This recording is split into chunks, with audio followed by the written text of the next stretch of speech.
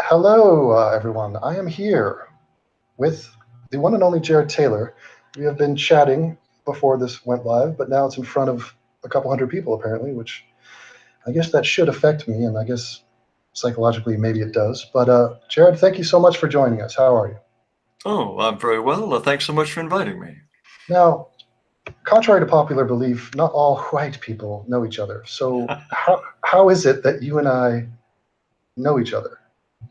Through the internet, I would imagine. You wrote you made a very favorable video about me, which Mhm. was sent to me by a mutual admirer. And that's how I learned about you. And so I wrote to thank you for endorsing me. Or maybe endorsing is a little too hard a word, but for saying favorable things about me. It happens rarely enough so that I notice.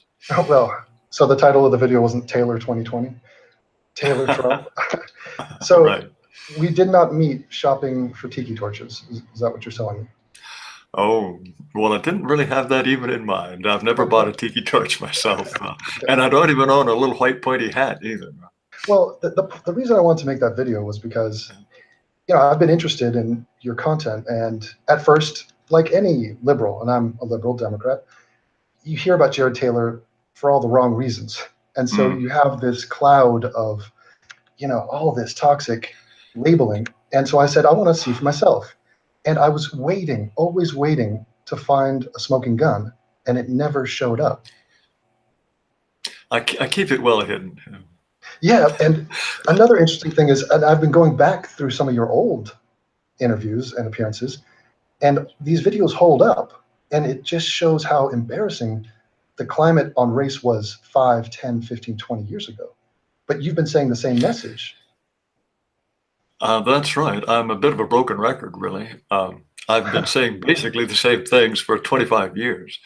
But as you say, it's astonishing the extent to which you can say the most benign things about race, but so long as they are not considered kosher or orthodox, then you're a hate monger and neo-Nazi. And this has been going on practically unchanged up till now. Although I do note that there is at least more of an opportunity for people to find out for themselves. Back in the print era, people couldn't find out for themselves really, but the Mm. internet has opened up much larger audiences to people who can actually, if they're curious, find out what I think and say. How unfortunate is it that you are probably the worst vessel to spread this message, being a rich, older, educated white male, straight? I mean, this is like you are the perfect storm of what they want to hate. I wish I were rich. That would make it Uh, perfect. uh, I once on the Phil Donahue program. This was mhm. nearly 17 or 18 years ago. I Oh, was joking about how no, I'm not all that keen on diversity. I'd rather that all my neighbors were rich, white, and good looking. And I remember somebody in the audience said they'd never let you in. I thought that was pretty oh, good. I You watched would, that. That's a yes. very interesting interview. My goodness. And you Uh, are in enemy territory so often. You're always mm. having road games. Does that ever wear on you? Do you ever just want to speak with people who are like-minded? You know, it used to be very well. It used to bother me when I was treated like a moral leper. I would talk to someone for maybe an hour and try to make my points as reasonably and as plausibly as possible, and yet every question would just be dripping with contempt.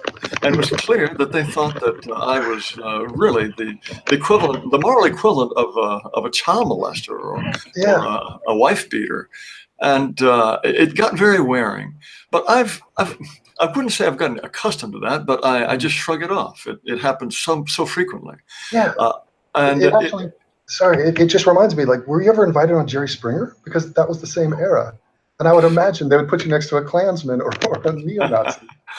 you know, it may be that I seem to recall being invited, but I chose not to appear Mm, because of precisely that kind of framing. yeah. They really wanted me. Well, what they're really looking for is a guy with a swastika chiseled into his forehead and missing his teeth and unable to pronounce white correctly. Yeah. Uh, yes, that's Well, what they're looking for. I always felt that Charles Manson had a bum rap for his parole hearings because of that swastika on his forehead. It was always a hard sell to say he's ready for society. People have certain negative stereotypes about certain symbols. That's right. I was actually shocked to see the swastika walking around Korea. It was just used in advertisement. I mean, obviously not the Nazi connotation, but no. Yeah.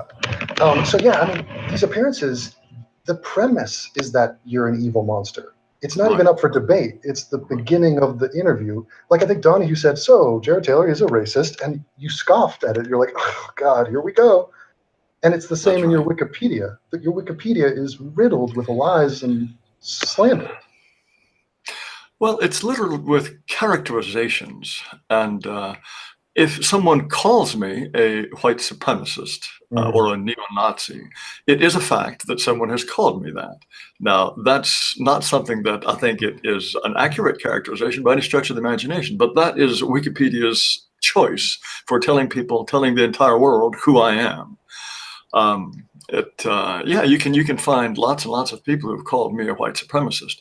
And one of the most frustrating businesses of being a proponent of dissident ideas is that it is such a low yield enterprise when you're talking to journalists. I can talk to journalists for a half an hour and try and explain why calling me a white supremacist is just simply inaccurate, simply inaccurate. That's a historical term that had a meaning at a certain time when there were white people who wanted to rule over and dominate people of other races. But I don't know of anyone who shares that view now. And there may be such people, but I think that's a term that should just be retired. Exactly. And they can't come up with any reason to disagree with me. And yet, when the story appears, it's Jared Taylor, white supremacist. They've just got this boneheaded view that they must refer to me using certain terms. But I keep plugging along, and every now and then, you can get someone to call me something as relatively mild as a white separatist. That's not a term I use myself, but well, yeah, language is so important in this. It seems minor, but it is very powerful. People summarize your entire being with just the word, the label, and they're done. They've moved on. Well, when you think about the way the abortion debate is characterized, people are not pro-abortion, they're pro-choice. And they're not anti-abortion, they're pro-life. And the way you are characterized is hugely important. I call myself a white advocate. Now, that's an invented term, and it's not as though it's a popular term, but it's something that seems to me is intuitively meaningful to people. They will realize that I'm talking about race, probably. I'm not talking about house paint or choosing interior decor colors.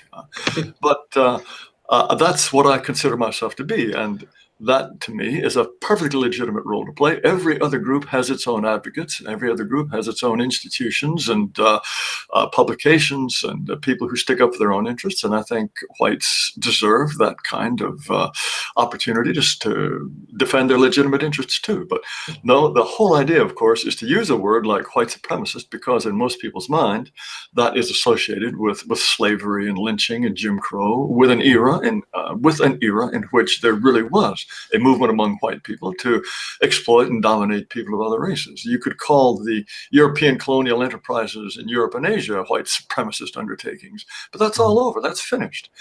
And yet, I've noticed that over the last maybe 10 years, more and more lefties are describing the entire United States society as not just deeply racist or institutionally racist, which is the terminology they used to use, but now we are white supremacist. We are steeped in white supremacy. Yes. So you should do a search, a Google Trends search on the phrase white supremacy. It's hysterical. It only crops up in 2017, 2016. And it's a flat line. So they are the ones who want there to be white supremacy. Also, do a search for KKK, the same trend you'll notice. I mean, it is crazy that they need the enemy so that they can be the hero. Yes. And well, Yes, of course. There is nothing more gratifying to those on the left than waving the bloody shirt of racism. And I don't think liberals can ever be happier than when they have what they conceive to be a genuine racist or white supremacist in their crosshairs. It's an orgasm of self-righteousness. Just the excitement that they have. Oh, we found a real one. Well, this is my favorite part of any Jared Taylor interview, is when they ask you questions and you're answering them very reasonably. And the interviewer is agreeing with you, and they can feel themselves agreeing with you. So they sort of abort that line of questioning, and then they'll ask you a pathetic and desperate attempt at a gotcha question, like, are you in favor of the Nazis? Or do you even think there was a Holocaust? And they're just hoping that you're going to fall into this trap or say the wrong thing. And of course, you never do. Well, one of my favorite answers under those circumstances is once people have decided that you are a dissident on any question, they're hoping to show that you are a goofball or some kind of weirdo on every other possible question. And so one of the favorite questions is, well, what are your views on gay people? And my favorite answer is, well, I wouldn't want my daughter to marry one. Nice. Yeah, I mean, they just need to discredit you because I think that you are the messenger of what is happening today. And they don't like what's happening today. They don't want to see it for what it is. And I think you are someone who speaks unpopular truths. And I've compared you, I did in my video, to Galileo. I mean, Galileo was saying something true but unpopular. And I see you in the same role. Well, that's enormously flattering, of course, but I'm by no means the only person who's talking about these things, and that is a huge difference from 25 years ago when I did undertake this career as an American dissident, and I find that hugely encouraging. Now, of course, there are strong forces that seem to be wanting to shut down our access to the internet, which is really the key to any kind of dissident movement today, is access to YouTube and Twitter, Facebook, all of these places that are being increasingly made inaccessible to us. But compared to 20 years ago, more and more and more Americans realize that this vision we're supposed to have of this happy kumbaya multiracial future in which we're all eventually going to be cafe au lait happy people, and we'll all hold hands and sing, and the sunset will come, and there will be peace on earth, harmony and happiness. That's just not working out that way. Yeah. This civil rights era in which black people were going to be treated like white people, and then we're going to start behaving exactly like white people, and diversity was going to be this enormous strength for America. It's just not happening. And people use this term red pill to explain a process whereby the scales fall from their eyes. Well, as I like to say, reality is the most powerful red pill there is. You just look around and you see that the world is not shaping up the way it was promised and the way we are constantly told it is. And don't you think it's important to say that we would want it to be that way? Like, I would love to have everybody get along and for there not to be these problems and tribal divisions and whatnot. Do people think I want there to be an abundance of black crime and hostility towards white people? Like, this is madness. Well, exactly. That's just it. I was a liberal for a very long time. I didn't arrive at these heterodox views until I was late 30s or early 40s, and it was a very gradual and uncomfortable, unpleasant process. I clung to liberal illusions just for as long as I possibly could, as much for that very reason. You want to think that your country is led by wise people who have chosen a good course. You don't want to think that over the last 60 or 70 years, the United States and really the West entirely has been on the road to nowhere, ultimately to oblivion. These are very, very unpleasant, unsettling things to think to oneself. And it is just far more pleasant to think that all of this tribalism, all of this human nature that has resulted in wars and genocides and expropriations and all of these awful things, and there have been awful things, this all can be overcome, that we will transcend tribalism. Ultimately, I like to draw the comparison between communism and the current view of racial egalitarianism. It was a very attractive idea to think that we were all going to live from each according to his ability to each according to his need. What more high-sounding, inspiring slogan can one come up with? And they tried it. They tried it very seriously in a number of different countries, but it failed because it was a misreading of human nature. Yeah. And I believe that what we are trying now is an attempt to build societies once again on a misreading of human nature, that race can be made not to matter, that race can be defined irrefutably as something that's just all in our minds, has nothing to do with biology. Yeah. And therefore, once we've gotten over this stumbling block, then we can build this great and wonderful society. But it's part of human nature. It would be like trying to build a society on the assumption that all men and women are going to behave the same. Right. This too, it's a misreading of human nature. Well, and I think it is wishful thinking, and I think yes. I think that a lot of people would hope that it would sort of work out for the best, like we could just fade to black and walk off into the sunset. So, for example, when, I don't know, Bill Clinton, he went on Arsenio Hall and he played the saxophone, and oh, wasn't it sweet because the white president he's down with the black folk, and isn't that special? Or we elect Obama, and oh, well, racial stuff is going to be fine now. Of course it wasn't, and why would we expect it to be? And Yes. even same thing with Mandela in South Africa. The mainstream media all around the world closed the book on South Africa after Mandela, and they got the new flag, and oh, the blacks and whites are going to live together and live happily ever after. Of course, that didn't happen. And it's that ugly reality rearing its head again. Somebody's got to face it at some point. I remember, I believe it was the columnist Maggie Gallagher writing in the New York Times after Mandela was released and was elected president. She said, the dispatches from the new South Africa will read like scripture, and we will have tears in our eyes as we receive them. She really thought this was the end of all unpleasantness. The evil had been destroyed. And when Barack Obama was elected, I remember going on a radio program and being interviewed by a fellow who expected the millennium. This is going to be transformational. It's very difficult to look back on the moment of his election inauguration and try to remember just the ecstasy. There was just widespread anticipation that this was the millennium.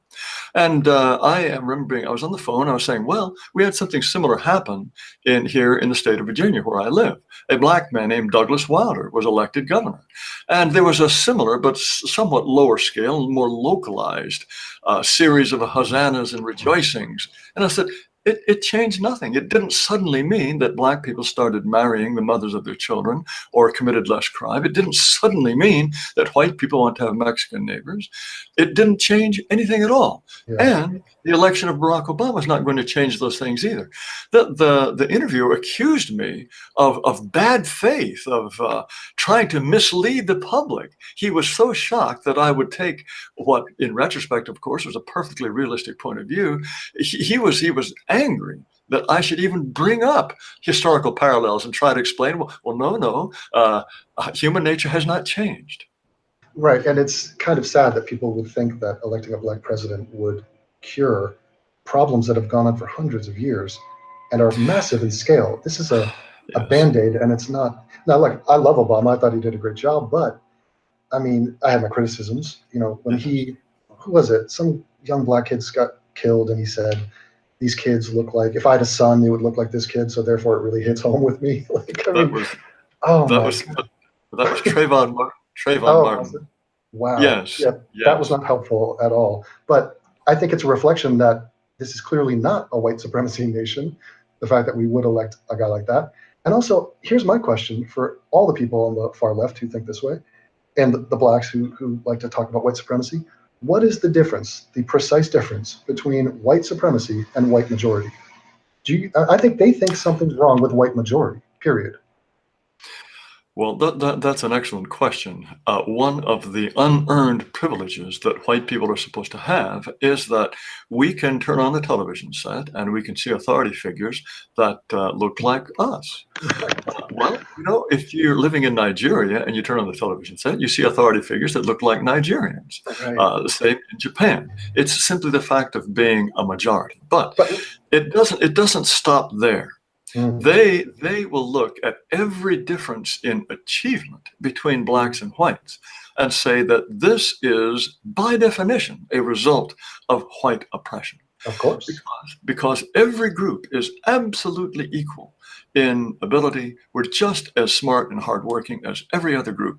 And so if you have any detectable difference at all in per capita income or incarceration rates or admissions to Harvard or whatever it is, you're winning Oscars or Nobel Prizes, if there is a difference, it is only because of the oppression of whites. And so that's where the white supremacy idea comes in. That's where institutional racism comes in. I thought institutional racism was a particularly intriguing conception because that's what folks came up with when they couldn't find genuine bona fide individuals to point to. When I talk to lefties, I say, well, okay, if we are a white supremacist society, show me one. Show me a white supremacist who is actively grinding his heel into the face of blacks or Hispanics. And they have a very, very hard time doing that. And so they will have to blame it on this ambient miasma of evil.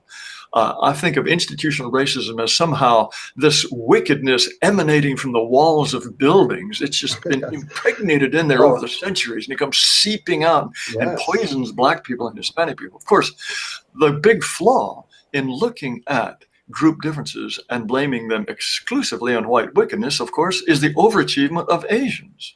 But we leave that aspect completely out of this definition of any kind of black failure as being a consequence of white wickedness. Because if you really take that seriously, you have to ask, well, wait a minute. How come there are more Asians than whites at UC Berkeley, the flagship UCal? Why is Caltech overwhelmingly Asian? Why are there so many Asians in the Ivy League that they apparently have to keep them out by quota? Are Asians that have higher per capita incomes, they live longer, better health results? That's kind of odd for a white supremacist society, isn't it? Yeah, it's weird. It's a big mystery that white supremacists, so-called white supremacists, are actually Asian supremacists. It's not really something that they can get their head around. You talked about the disparity in numbers and how they're so quick to label that or blame that on racism. I call that the racism of the gaps. Because they just need a gap, they fill it with racism and problem solved. And as far as institutional racism, every time I hear that, I call bullshit on it. In fact, I sell t-shirts that on the t-shirt says systemic systems of structural institutions, because these are just words that sound very fancy. You say systemic, people are already in agreement with you. They're like, holy Christ, that sounded educated. Don't even know what he's talking about. It doesn't exist. And like you say, we don't have the energy for it. If somebody said to me, why aren't you cheating on your girlfriend with, and having affairs? It's because I don't have the energy or the desire. And so white people don't wake up and think, Jesus, let's subjugate blacks. Well, exactly. Well, you see, but they have tumbled to that.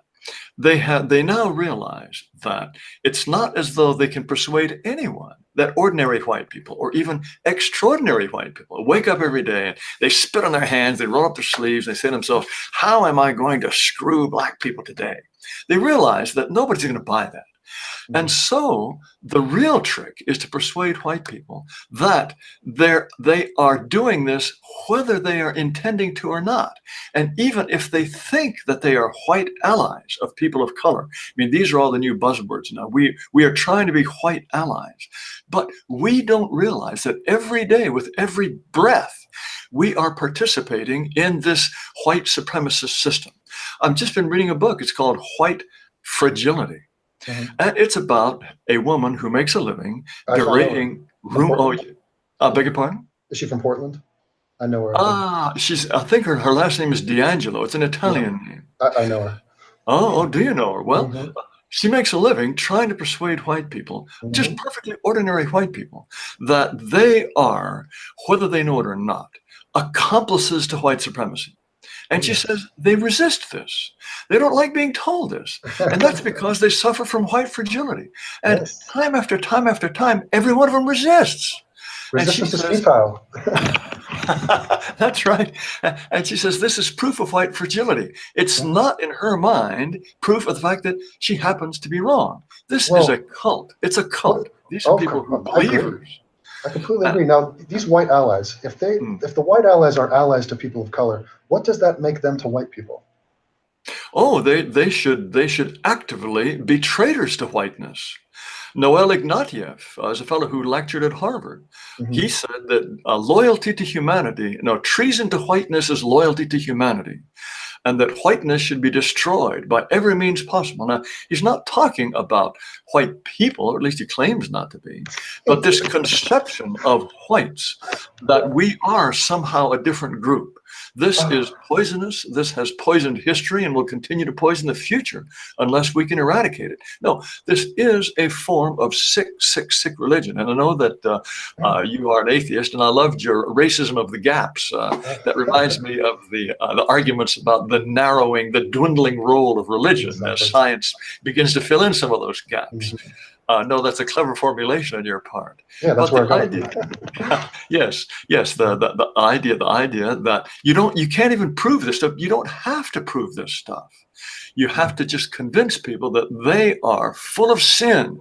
And there is a kind of tent revival aspect to it. Yeah. You get people all emotional. And apparently when people come to the realization that, yes, we are accomplices to historical white supremacy, exploitation, people break down in tears. They have this emotional realization and they vow to turn their lives around. It's just like a temperance union meeting, or it's an extraordinary expression of human, I think, gullibility. It's kind of it's a purely emotional reaction that reflects some kind of deep-seated desire to feel bad about oneself. Yes, I agree. And so you hear about this thing, whiteness. This is a new phrase that they're bringing up to try to harness their anti-white bigotry, but do it in a way that's acceptable. So I don't hate white people, but I hate whiteness, as if these things you could separate these things, or it's just an astonishing trend I'm noticing. What do you think of that? Well, a lot of this is so against common sense. The idea that race is a social construct, that is some kind of sociological optical illusion, that if you look at a pygmy and you look at a Dane and you put them side by side, and you're supposed to tell yourself, well, I see what appear to be physical differences. But what's really happening here is that I have racialized the Dane as white, and I have racialized the pygmy as a pygmy, and as an African. And this is all just pure sociological mumbo jumbo. What in heaven's name? Only very intelligent people can persuade themselves to believe something so spectacularly stupid. Yeah. But this is the whole business of whiteness as this concept that's entirely separable from being white. And if we can only destroy whiteness, then we will arrive at this kumbaya, all hold hands and walk into the sunset era that we're all supposed to be striving for. Well, the idea that there is no such thing as race, that's a dead end, and they know it. Because who's going to sign up for that? The people of color are not down with this idea at all. So you're right. It's a two-front war for them, because we're not going to agree, and the people of color aren't going to agree. So who's agreeing with them on that? But they still try it because it's so uncomfortable. Bit by bit, I have seen people back away from that idea because the science is so irrefutable. You can separate people by genetic analysis on just a very small number of what are called single nucleotide polymorphisms. You don't have to know very much genetically about someone to realize that this person is East Asian, and you can distinguish Japanese and Chinese. I lived in Japan for 16 years. I can't tell a Japanese from a Korean or a Chinese. I mean, I know a lot of white people claim to be able to do that, but most Asians don't claim to do that. The DNA certainly can. The DNA knows more about you than you know about yourself. And that is why when people do these 23andMe analyses, they discover that, my gosh, where'd that Sardinian come from? Or where'd that East Indian come from? Right. The genes can tell you immediately, unerringly. I think it's important to note that race is not the beginning, middle, and end. It doesn't mean that there's not other important factors to discuss, like culture. For example, I'm in Argentina right now.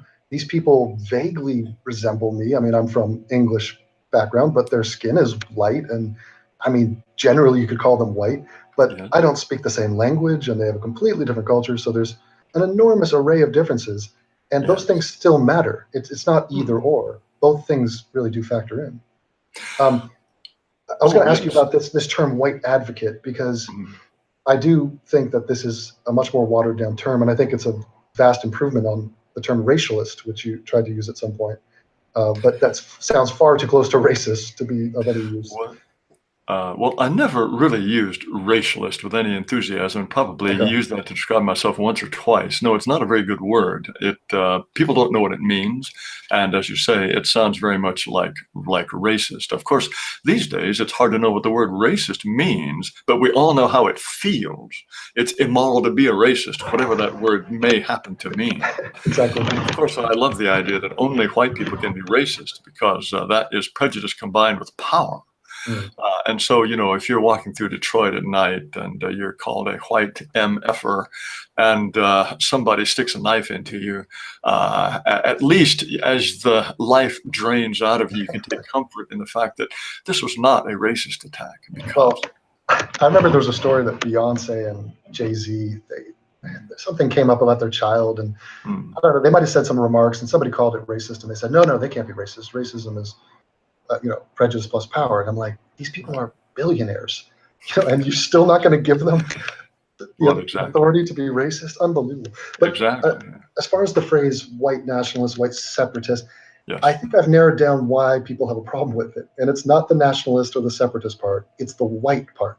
I think the word white is so triggering that anything that follows it is just, it's verboten. You cannot say white and get away with it. Do you remember a campaign that had a brief vogue, maybe 6 months ago, of people putting up little signs on college campuses that said, it's okay to be white? Oh, yes, I remember this. I thought that was brilliant. I wish I'd come up with that. Yeah. And whenever you put that up, the administrations would talk about hatred and white supremacy and sowing bigotry. You could send college administrators into just conniptions simply by suggesting that it's okay to be white. Well, I've tried to push this forward. I've tried to say it's now awesome to be white. I mean, that's obviously a joke. I see what they were doing there, but it's so much more than neutral to be white. It's not just okay. It's perfectly awesome to be white. And likewise, it's awesome to be black and brown, Hispanic, Asian. If I were any of those races, I would feel the exact same way. I think that point is lost on a lot of people. Yes. And for us, it is perfectly, we are required to say, I'm black and I'm proud is a fine expression of racial solidarity, or brown pride, or gay pride, or whatever it is. It's only white people, only white people. And this has been one of the themes of my 25-year career in this, is how utterly, utterly one-sided and dangerous this double standard is. All non-white countries, it's perfectly all right for them to take measures to preserve their traditional majorities. Nobody is asking the Mexicans to initiate an immigration policy that's going to reduce them to a minority, or the Turks, or the Algerians, or the Congolese, or even the Japanese. It's all okay for the Japanese, bless their little souls, to want their country to remain Japanese. It's only if you're talking about white people. A Frenchman who says, I want France to remain French. Oh my God, he's a white supremacist. He's a neo-Nazi. He may be just a Nazi even without the neo on. And why only white people? Why only white people? This is a question that is never answered, because in polite circles, the question is never asked. Well, I think there was an interview I saw recently of a black guy from Poland. I think he was a soccer player, somebody famous. And they were asking him, what do you think of this far-right movement of these people in the streets of Poland talking about Poland for the Poles and this kind of thing? And they were trying to bait him into saying, yeah, these people are all racist scum. Yeah. He said, yeah, that doesn't offend me. And they said, why? And he said, because I'm Polish. Like, I consider myself Polish, so I don't find a problem with it. So, I mean, where do you stand on that? I mean, assimilation is possible. There's such a thing as national identity. Assimilation is possible if you're talking about very, very small numbers. But I don't know where this fellow, he was an African who is a Polish citizen and a soccer player. Exactly. Once there are enough Africans from his country, or even just Africans in general, but sub-Saharan Africans, there will be a centripetal force of a different kind of identity. You find that wherever you go. And the numbers can depend on what the circumstances are. What I find is that we get messages here at American Renaissance from people all over the world who are not white, who, because they have an understanding of their own sense of loyalty, their own sense of comfort in being a subcontinental Indian, or from China, or from Africa, they will say, I understand exactly what you're saying, and you have absolutely the right to be who you are, and only you can be who you are. So don't let the white man disappear. There are many people. You would be surprised. I've kept a file of these. I should publish these. I don't like to call them love letters, but these communications from non-whites who are saying, I support you exactly what you're doing. White people have done wonderful things through history. We don't want you to disappear. Exactly. In my experience, it is much easier for me to explain my views to any randomly selected black person than to any randomly selected white person, because black people, they understand race. Yeah. And when it's clear that I have no hostility towards them, I don't want anything for white people, and I'm not delighted to grant to people of every other race, including them, that is to say, simply to be in control of their own destiny and to be in an institution or an environment or even a nation in which they can pursue their own destiny. That seems perfectly eminently fair, and black people understand that it's white people who are incapable of grasping that. Yeah, I heard a couple of interviews you did with a Mexican interviewer and a guy from Israel, and both times they were basically hell-bent on burning you at the stake at the start, and then after you talked to them and kind of saw it from their perspective, or you made them see it, you know, well, what would you think if this was the policy for Israel or for Mexico? They agree with you, and then it becomes this uncomfortable thing of, oh my God, am I the monster? It's like, no, neither party are the monster. This is fine. This is just the way it is. Yes, that's right. It's just the way it is. Again, it's like going back to the communists who really did wish to build a society on a mistaken premise. We are building a society on a mistaken premise, and we are reaping the consequences. And unfortunately, it is whites who, as they become a minority, and not just a minority, but a despised minority, who are suffering the most from this mistaken assumption about human nature. And it's something that I've been trying to stop. And as I say, this message is getting through certainly not nearly as loudly and as clearly as I would like, but it's far better than it was when I first began. Well, I think a real conversation can begin to happen once we stop calling everyone a Nazi and a racist. We can actually discuss points and listen. But my question is, when's that going to stop? I've been called a racist and a white supremacist for 25 years now. I'm waiting for it to stop. Yeah, I agree. But I think there has been progress on that. And I think the internet and maybe anonymity on the internet, I'm not a big fan of it, but at least ideas can get discussed and heard out in full, like this conversation right now. And this would be a toxic thing. If I was in high school or college, my God, put my name to a conversation about race in an honest way, that's social suicide. Now it's not. So things are changing a little bit. Well, but, and I think this is a reaction of those who are guardians of orthodoxies. All orthodoxies lash out with particular viciousness when they're threatened or as they die. And the orthodoxy of multiculturalism and diversity as a strength, I think it feels that it is under attack in a way that was never attacked before, not just in the United States, but what's happening in Europe. And for that reason, we have this increasing movement within the United States to make sure that voices like ours are not heard. There's a party in Sweden called the Alternative for Sweden. It's based on Alternative for Germany, in the German party that recently got itself into parliament. And they had a YouTube channel in which they were complaining about the fact that one of these petted and promoted foreigners has been made a news anchor, but speaks with such a heavy accent that it's hard to understand. And they said, well, don't you think that a news anchor should speak fluent Swedish? They didn't say we don't want any non-whites reading the news. They said they should speak fluent Swedish. Their entire channel was taken down by YouTube. And that was one of their main, and they're furious, of course. Here is an American company that decides what is fit to be discussed in Sweden and what is not. And we could very well be facing a similar problem. I can't tell you how many times we have lost advertisers or printers who have refused to do business with us. We've been kicked off of Twitter. We've been kicked off of Facebook. We used to have a page on Facebook.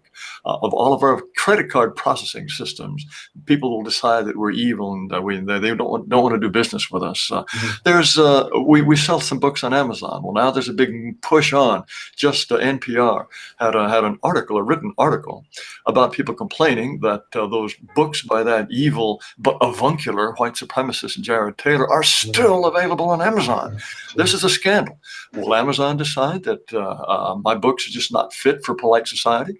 And Amazon has a special program for benefits for nonprofit corporations, of which our parent corporation is. We are a nonprofit 501c3 educational institution, believe it or not. And Amazon has special portals in which you can gain a certain amount of credit by using them. And we applied for this in a routine sort of way, and they denied it. And I asked Amazon, well, why are we denied? They said, well, the SPLC has given us a list of organizations that are IRS recognized nonprofits, but we take that list, and anything on that list we just don't allow into the program.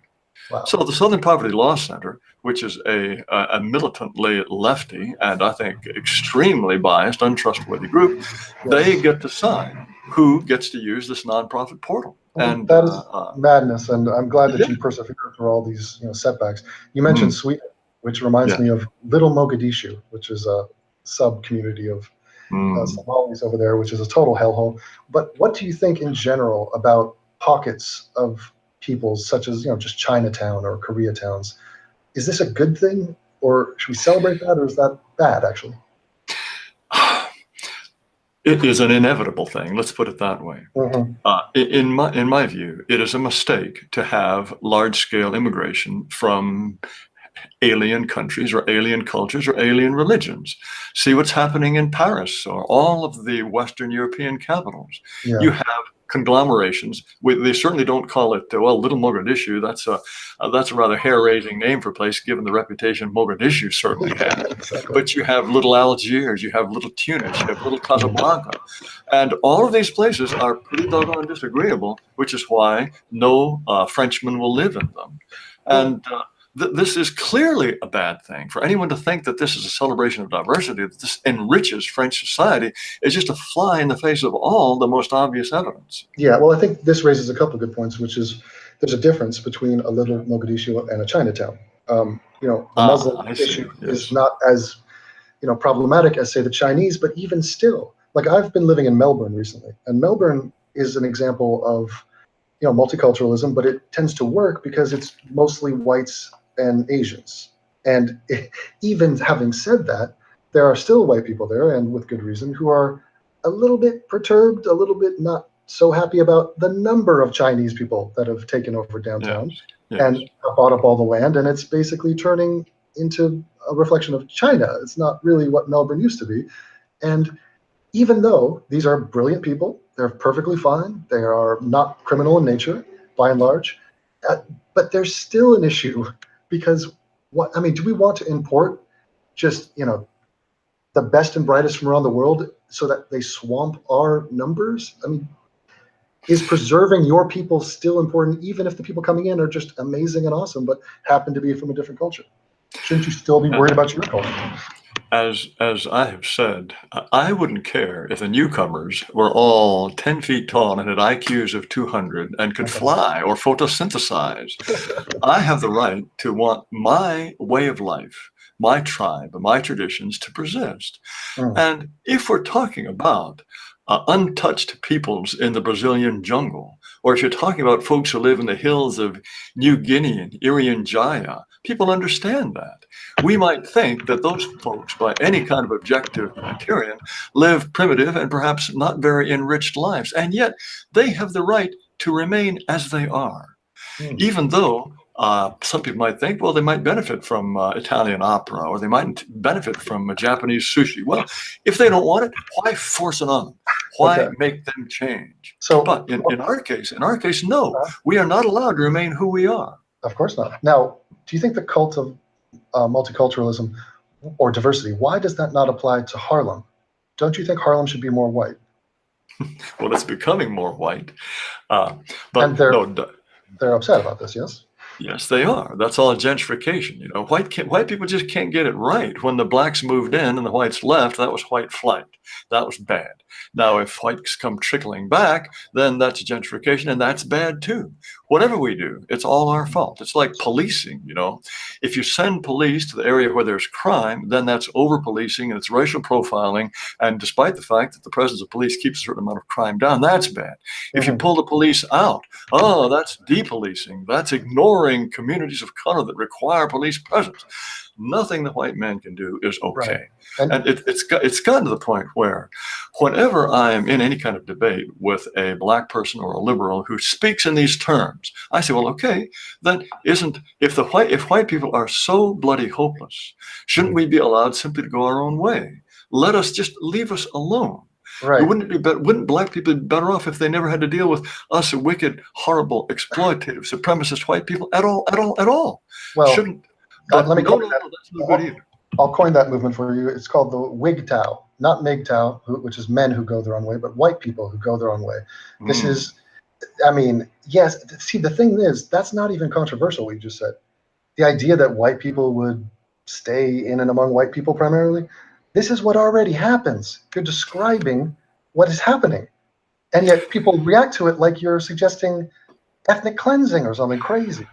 Well, you know, I don't know if you know the name Joseph Sobran, but he wrote for National Review for a long time.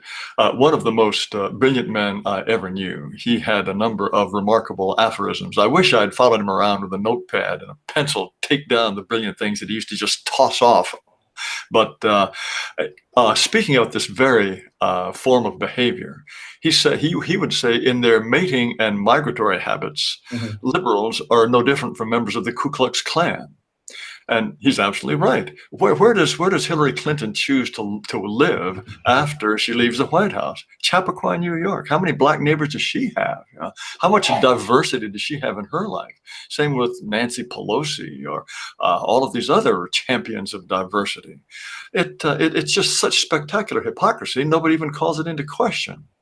Where do they send their children to school? Where do they holiday? I mean, these lovely Kennedys, you know, who championed the immigration bill. Ted Kennedy championed the immigration bill in 1965 that is turning whites into a minority in the United States. Where did he go vacationing? The Kennedy compound is certainly not a place where Haitian boat people are going to come washing up on the beach. I'm sure those people lived a life of real whiteopia. And yet they force this completely alien experience on the rest of us who don't have the money to live in gated communities. Yeah, the hypocrisy is palpable. And look, here's the thing. I think people want to have some diversity in their life. I don't think everybody's seeking just the most, you know, I don't know, wonder bread white experience. I mean, I've benefited from, you know, the non-whites in my life. I grew up idolizing black people and such. But it's just, can people not abide by the golden rule? Because I think we've stumbled across the main issue, which is hostility. At its core, there is a hostility, a negative energy coming from a certain group of people towards white people. And I would say that's unjustified. Now, in retaliation, some white people now have hostility back at them. And you could call some of that justified, or some of it not justified. But now we're in a cycle, a perpetual cycle. And how does it end? Can we not end it in a peaceful way? Because it feels like it's ramping up and it's only getting worse. Oh, I think it's unquestionably getting worse. And that is why I think that some kind of peaceful separation for those who wish to be separate is the only long-term solution. Okay, it's a long-term. Yes, go ahead. Let me jump in and ask you. Yes. Isn't that already possible? Isn't that what we already do? That's no, what it's not. It's not possible because you cannot have an explicitly white community or institution. It can be implicitly white, but that does not protect you. ultimately, for a people to survive and for its institutions, its culture, its heritage, and its destiny to remain in its own hands, they have to have some territory that is theirs and theirs alone. That is what the Hungarians are talking about, or the Poles, when they say, no, no, thank you. We don't want Muslim communities taking root in our European Christian society. So, and of course, they're called all the worst possible names, but that's the only way that Hungarian society is going to remain Hungarian. well, even though we don't have laws that can make that possible, what we do have are other mechanisms like economics. And economics act as a shield. I mean, that's essential. I lived in basically an ethno state growing up in a small affluent town in Los Angeles. And we had a couple blacks and a couple Persian and Korean, but they were super rich, and it sort of filtered the scum, but the scum of all races, you understand? So like we didn't have a criminal element because they couldn't afford to live there. That's right. But what you're saying then is that white people who are not wealthy, they do not have that choice. Right. And they are stuck. But they probably get blown away in a tornado in their trailer park anyway.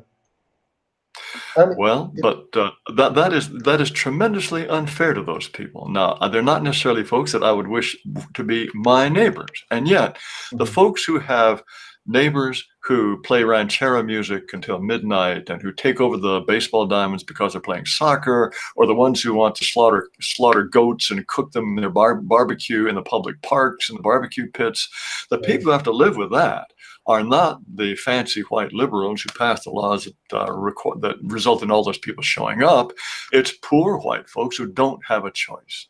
And for them, they might have grown up in the United States, but they are now living, or they are growing old in something that is really an extension of Mexico or Guatemala or Haiti or Vietnam. They didn't choose that. I think this is the cruelest sort of trick to play on them, and then tell them, wait a minute. This is diversity. You should be rejoicing. And if you complain about this, you are a wicked racist. This infuriates people, as well it should. And I believe that at some level, it's this kind of attempted trickery that is behind at least a part of the working class white support for Donald Trump. He's not explicitly racially conscious by any means, but I think people have an instinctive sense that he wouldn't put up with something like that. Mm-hmm. I mean, I hear what you're saying, and yeah, the poor people are kind of crap out of luck with that strategy, but it is an effective measure. I mean, there are other places, like down in Argentina, they have private cities down here where they won't even let you in because they want to keep the riffraff out and they want to live in peace. But see, that's just not good enough. That is not a nation.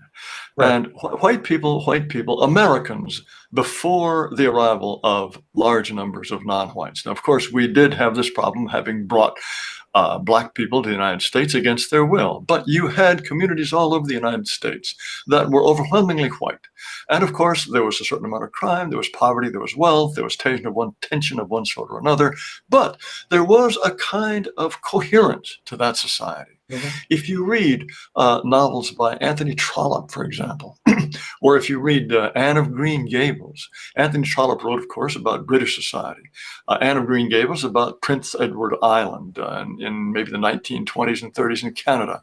You have a society that is depicted in a great deal of multi-layered detail, but it is impossible to imagine those societies cohering if you had large numbers of Jamaicans or if you had large numbers of Muslims.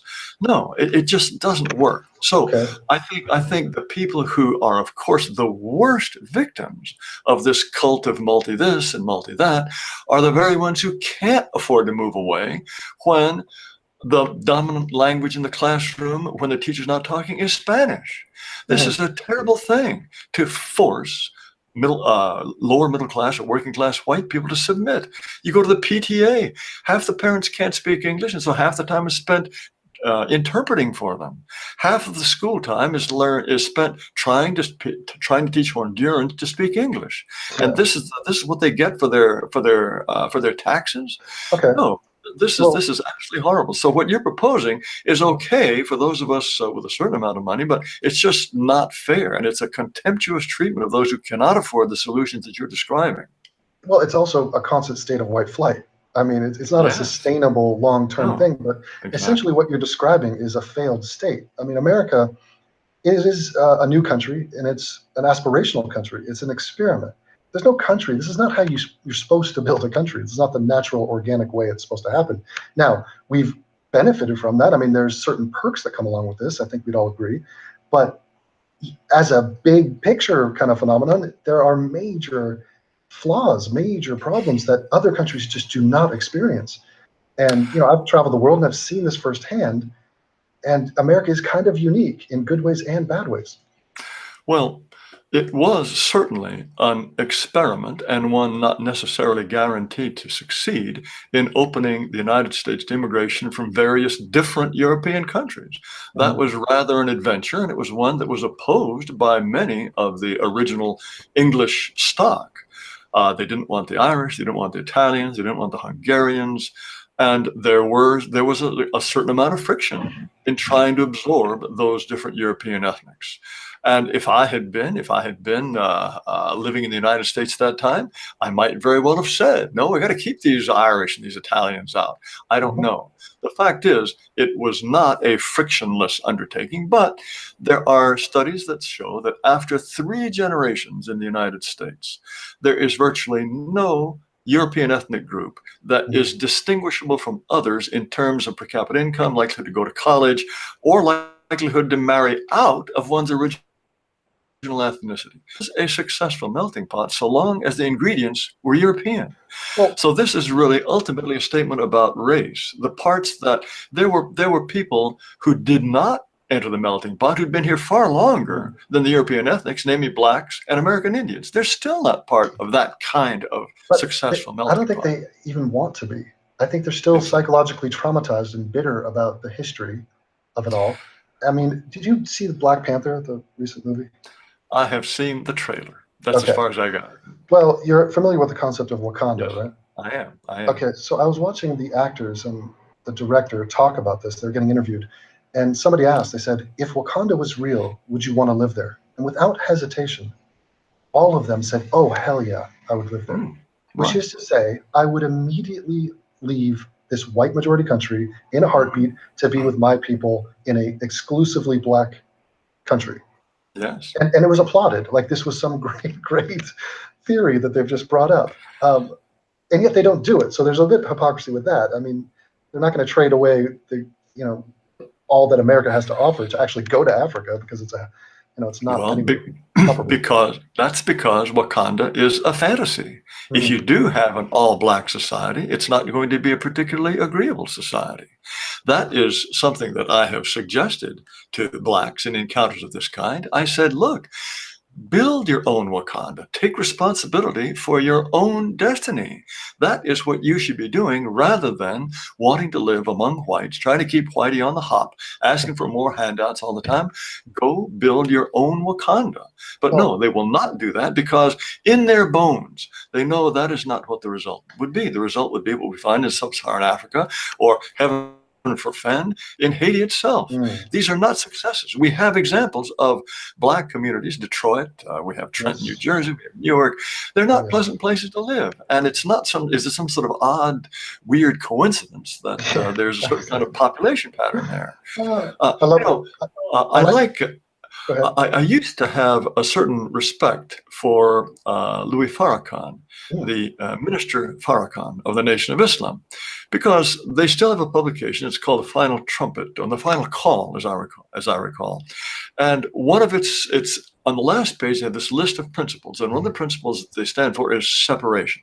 They say, how can the sons of slaves live peacefully with the sons of slaveholders? They say we need to separate and take responsibility for ourselves and forge our own destiny with our own hands. But they never, ever try to implement that. This is just all, I think it's all baloney. I think Louis Farrakhan knows very well that he and his people are far better off in a society in which white people make sure that the sewers continue to work and the electricity continues to be generated and the mail gets delivered on time and all that sort of thing. Yeah, well, it's a for-profit industry too. I mean, these people make money with this narrative, so they actually don't want it to change. They like sort of keeping that tension alive.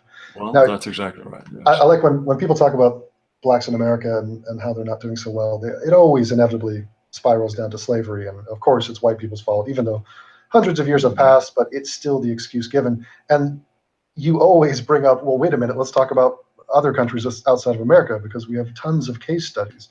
How are you going to explain this away every single place? And like you said, this is not a coincidence. No. It reminds me of, have you ever watched the Spelling Bee, the National Spelling Bee? They do an annual thing. Oh, in which all of these subcontinental Indians are inevitably the winners? Is that exactly? And so you and I could sit here and talk and conspire as to how can we make it ensure that next year an Indian is not going to win this, as if it matters to us at all. You and I couldn't do anything to stop this from happening because they value education, they homeschool their kids, they're just bright people and they care about this and they're going to succeed. Now, does it hurt us that Indians keep winning this? Does it affect us? Are we losing sleep over this? No. And I would, venture to say that with Black people, I want them to succeed. I would love for them. I want all my neighbors, my countrymen to succeed. I mean, if Black people all of a sudden just became the IT masters and started startup companies and were just dominating on the online space, I would be like, hooray, good for them. I'm happy. If Black crime was, dropped significantly, I'd be in favor of this. I don't understand why. I don't think they believe that, though. I don't. The majority of white people would certainly agree with you. The huge majority. I think there are very few white people who actually actively want non-whites to fail. But there is a limit to this. If we have enough Asians and Indians coming to the United States, and if we implement pure meritocracy, they'll end up running the place. They're smarter than we are. And I don't want Harvard and Yale and MIT and all of the other institutions of the United States government, the Supreme Court, to be dominated by Asians. Well, again, as I said, that could conceivably happen. So we have to try very hard to keep them at no more than, say, what is it? The Asian quota is more or less at Harvard are maybe 15%, 20%. They're only 5% of the population, but if they get over maybe 15, 20%, that begins to look a little odd. So, you have to start holistic admissions all over again. Yeah, racist policies towards the Asians is fine, no problem. Yeah, well, it's not so fine. There's a suit against that. I'm kidding, but so I guess what you're saying, and correct me if I'm wrong, you want to intern the Japanese again? You got it. You figured me out. It's a problem because we interned George Takei, and he turned him gay, I think. So that it was all a big mistake. It's no. It's just that ultimately what it boils down to is I want my group, my tribe, my extended family to survive. It's as simple as that. I want my grandchildren to look like my grandparents and to sing some of the same songs and believe in some of the same beliefs and just be part of this cultural heritage that they have that goes all the way back to Greece and Rome. Okay. I want my people to have a future. But can I push back a little bit here? Yes. Okay, so I agree with that, and I think people should be speaking up for white people as a group, as an extended family. But what if your tribe was extended beyond race to something like, your alma mater? I mean, would you not consider people from Yale to be part of your tribe, regardless of race? Not in the same way. If I'm attending a Harvard-Yale football game, then provisionally, yes, we are members of the same tribe. But my tribe, my ancestors have been white for 40,000 years. I'd like my descendants to be white for another 40,000 years, even on merely aesthetic grounds, for heaven's sake. I think. But I'm a true believer. What? I'm a true believer in diversity. I want there to be blondes and blue-eyed people and redheads. We will all disappear if we sort of get thrown into the multicultural melting pot. But don't you think it is a noble pursuit and sort of the goal of civilization to seek out commonalities and extend our tribe to have more humans be included in that? So isn't that the idea of a nation state? That's empire. That's empire. A nation state, the word nation comes from the Italian nacare, meaning to born. It's to be born. It means people who share a common ancestry, it's like, I use this term extended family with some consideration. I think that for most people, their race, people who are visibly of the same stock as themselves, are the largest group to whom they can feel an instinctive kind of loyalty. Now, if the world were invaded by aliens, then that might force a larger sense of loyalty. We would wish to sacrifice for people, just humans in general, if we had this other antagonist. But given that we're not faced with such a catastrophic situation, people have a sense of loyalty. And the idea that we're just going to expand and expand, if it's not to be a hierarchical situation, and I think hierarchy would inevitably reestablish itself, but if it's not to be a hierarchical situation, then it is those groups like whites that are not reproducing themselves who are simply going to be bred out of existence.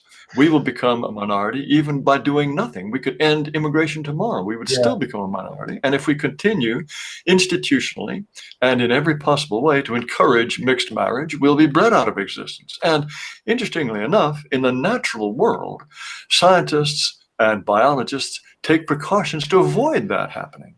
If you have some group of alligator or some subgroup of beetle, we try very hard to leave them in a protected environment where they can be themselves. But if we're talking about white people, the heck with them, they can disappear. That's all right. Whites are an endangered species? We should put on the list? In the long term, certainly. If whites do not have some way to draw a line and say, well, yes, this is for us, and we love you and respect you, but we have to have a place that's just for us, just the way we feel about our own families. My house is for me, and the way I can parallel my thinking about race is by explaining that I love my own children more than I love the children of strangers. Now, I might be very fond of the children of strangers, but no one objects if I make all sorts of sacrifices for my own children that I would not make for the children of strangers. I think likewise with race. It doesn't mean any kind of hostility to people of other races. One can be very fond of and have all sorts of fruitful experiences with people of other race, but one's family comes first. I think that's a fairly accurate parallel for what a normal sense of racial or tribal solidarity. Yeah, I can see that. It makes a ton of sense. As far as birthing rates, I'm a little bit confused with that because every time that gets brought up, it's always compared to the rate that Muslims are giving birth or blacks or Hispanics, when really the issue of the white birth rate is strictly an issue with white people. Like in Denmark, they do commercials trying to encourage the young people to have sex and make babies. Unfortunately, those two are different things now. The whole question of birth control is a tricky one. Birth control is inherently dysgenic because it's the smart people who plan ahead who are going to use birth control, and it's the impulsive ones who don't, who are less likely to use it. But setting this aside, this appears to be a problem of wealth. The Asians, the smartest Asians, are reproducing at even lower rates than most whites. In Hong Kong or in Singapore, the total lifetime fertility of the women who live there is less 0.8, 0.9. That would mean every generation the population falls in half. This is a catastrophic state of affairs. The Japanese, the cynical Japanese have a good time calculating in the year, 2500, when the last Japanese will die. Well, it's a fascination they have with their low birth rates. You mix that with their suicide rate, it's a shock that there's any left, apparently. But they're dwindling in numbers, and they don't like it. But they are not going to restock the pond with alien fish. They want Japan to remain Japanese. I guess I'm just a little bit awestruck by the size of that problem and the glacial pace of it all. There's 7 billion people on the planet. To be worried about extinction or birth rates seems like a problem I just can't take on board or give any serious energy towards. Well, but wait. You're assuming that human beings are all interchangeable.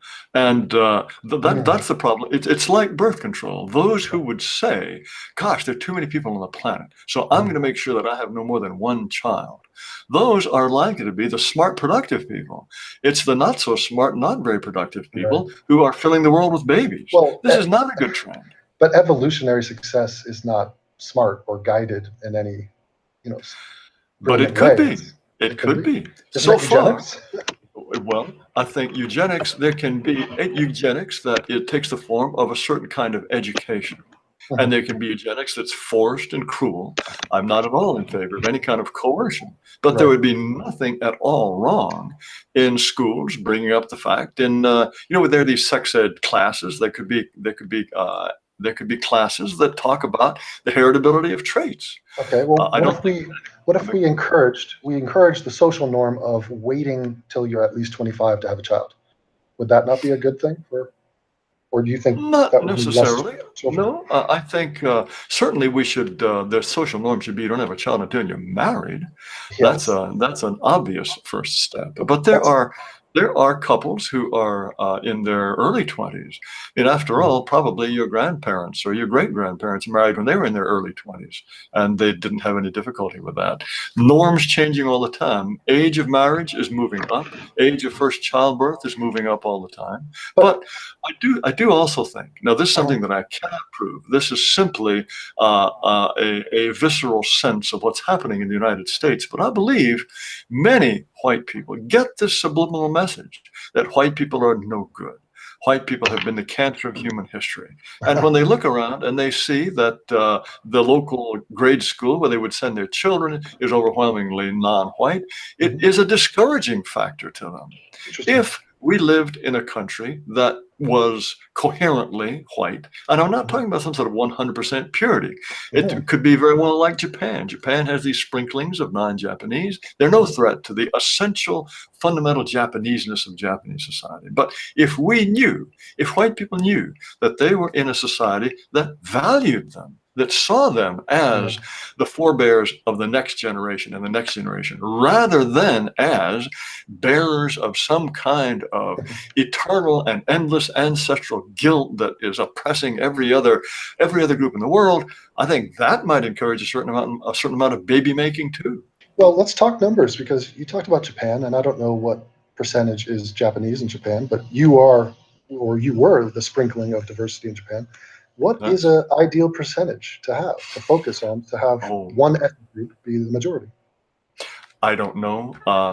I don't think it's really very useful to talk about precise percentages, and people get into these debates as to, well, if we ever get an ethno-state, well, what about somebody who is quarter Japanese or 1/8 black? I don't think these are very useful questions. My sense of who would belong in a white ethno-state is really whoever sincerely thinks of himself as a man of the West, and such a person might not even be white. I don't know. Well, that's what I'm not talking about bloodlines and percentage of whiteness. I'm talking about what percentage of the country would you want to be white? If you could choose, I mean, obviously nobody's in control of these things at a certain point. No. I think, well, gosh, in the case of Japan, I believe it's at least 95% ethnically Japanese. And then there's another sprinkling of people who are, and some of that remaining 5% are Koreans who are Japanese citizens and who are utterly indistinguishable from the Japanese, but the Japanese still care about that difference. They track them down with, if somebody's getting married on sort of a slightly dubious name, somebody might hire a private detective and say, oh gosh, these folks had Korean ancestors after all. This practice is beginning to die out now, but that's been a traditional practice among the Japanese, who don't even want to mix with people who are, at least from a visual inspection point of view, utterly indistinguishable from themselves. I don't know, 90, 95%. I think in any case, a society must have some sense that, yes, this society is going to reflect our values. I keep coming back to the Hungarians or the Poles. I don't know what percentage of non-Hungarians or non-Poles or non-whites live in those societies, but at the highest level of Polish or Hungarian or Czech or Slovak society, you have a commitment to maintaining that national heritage. And that's what it takes.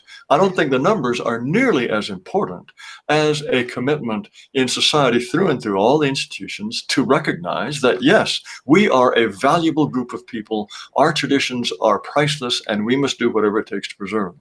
I agree that sense of identity and self-esteem is important, and the numbers can be the numbers.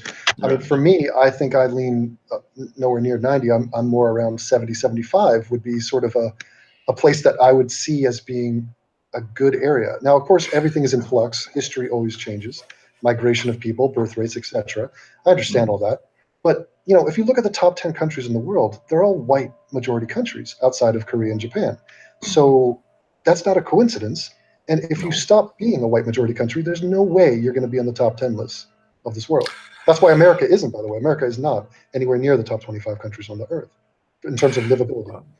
Well, when I talk to interviewers, one of the things I like to tell them about the future of the United States is there's only one statistic you really need to know about what's going to happen in the United States in the next several decades. And that is that even after you factor in dropout rates, and blacks and Hispanics will drop out of high school at considerably higher rates than whites or Asians, by the time they get to the 12th grade, those blacks and Hispanics who are still in high school are reading and doing math at approximately the 8th grade level for whites and Asians. And this is something that you find essentially across the board in the entire United States. And as the United States becomes increasingly Hispanic and black, what kind of world-beating economy are you going to have with a group that is performing essentially 4 years behind while they're still in high school? This is a gap that will persist, of course, throughout the economy, throughout the age cohort. And this is the future that we are building up for our own children by changing the demographics of this country. Now, I agree that if you wanted to form your country based off, intellectual performance or economic performance, you could organize it in such a way that it could excel, but that's not exactly how human societies work. I mean, there are people who have value in other ways that not necessarily is going to come out with IQ or, how much money they have. That's certainly true. But what the Canadians claim to be doing by choosing an immigrant stream that is based on qualifications, ability, that's vastly better, of course, than this system we have, whereby it's either family unification, which is known as chain migration, or whoever can sneak across. What a crazy cockeyed, or win the lottery. Jared, what more goofy system could you have? What about that phrase, bring us your huddled masses? Will you pour? What is that? We should chip that off the Statue of Liberty. Oh, gosh. That's a subsequent addition. The Statue of Liberty, it was to commemorate 100 years of the existence of the United States, a gift of the French people. Its name is Liberty Enlightening the World. It's not Liberty Inviting the World. That thing was tacked on some decades later. Do we really want the wretched refuse of your team? What foolishness is this? It's almost the exact opposite immigration policy of Australia, which is like, be a brain surgeon or get the F out, basically, is the policy.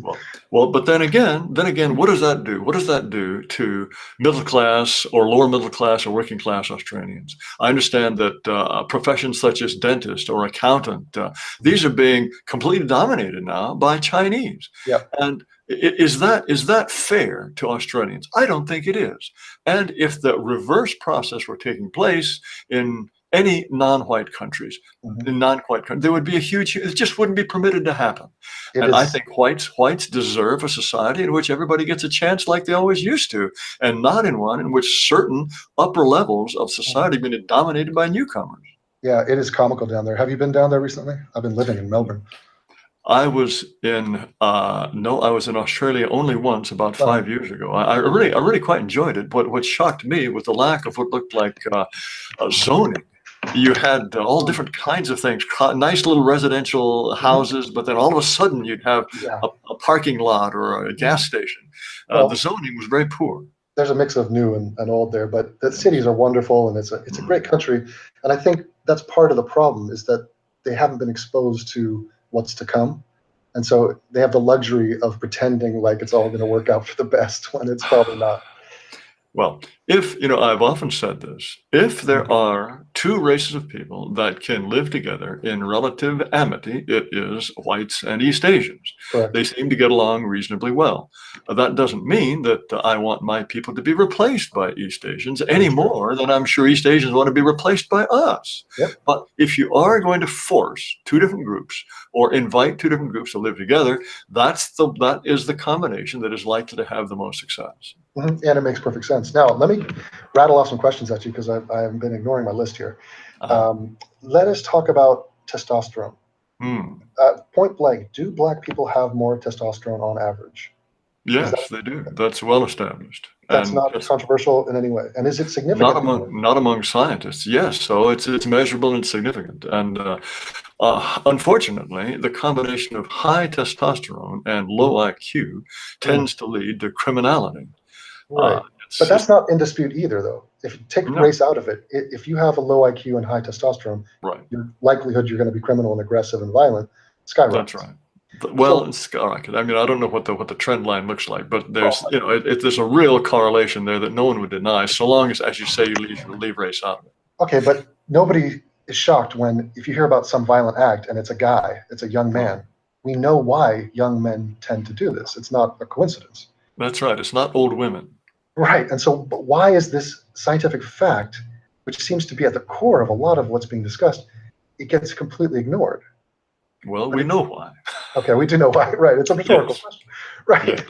But Yes. it's funny because it seems like all the facts are there, and it would take just a basic sort of understanding to connect these dots. Well, it's called pattern recognition. Right. And human beings are good at pattern recognition. But it's almost as if the people that run the country and runs the media suddenly lose about 50 IQ points when it comes to recognizing certain patterns. I mean, if we notice that who are the cops arresting for murder or for assault? Mm, Well, it's mm, men. It's 95% men. mm. Nobody says that's systemic sexism, that That's that's right. the reason that's happening. We Yeah. know why it happens, and there's scientific reasoning behind it. That's a real frustration for me because all the time we spend wasted Mm, trying to explain this, do damage control on the stupid yes. theories people pump out there. It's time we could be Yes. spending doing something else useful and productive. No, it's like all of these statistics about blacks being suspended from school at higher rates than white children or Asian children. Mhm. This is ipso facto evidence of racist teachers. We're not allowed even to conceive of the Oh, idea. Well, gosh, maybe their behavior is more likely to result in suspension because they behave differently. This is oh, off the table as a possibility. I know. You know what's great about that is half the Mm, time people criticize the performance of black people in schools, it'll be like some mm. school in Baltimore, and they fail to mention that the teachers are black, the principal is black, the faculty is black, the mayor's black. This whole thing is black, but none of them. It's like they're saying they can't run and operate a school, and their students and But parents can't. Mhm. don't forget, they live in a white supremacist Right. society that in many mysterious ways is forcing them down. That is the Yeah, it's explanation. it's something about the property taxes and the schools are underfunded because the evil white man is, twisting his mustache. And I mean, have you ever seen footage of black schools? It's insane what's going on there. I mean, it's just the norm is just completely off the charts. Let me Uh, let me switch up though. Let me ask you about something completely off topic. Who is your favorite James Bond? my favorite James Bond. Yeah. Gosh, I am not much of a consumer of popular culture, but I suppose the only James Bond that I ever really watched was Sean Connery. Uh, Aha. That is the correct yes. answer, I'm afraid.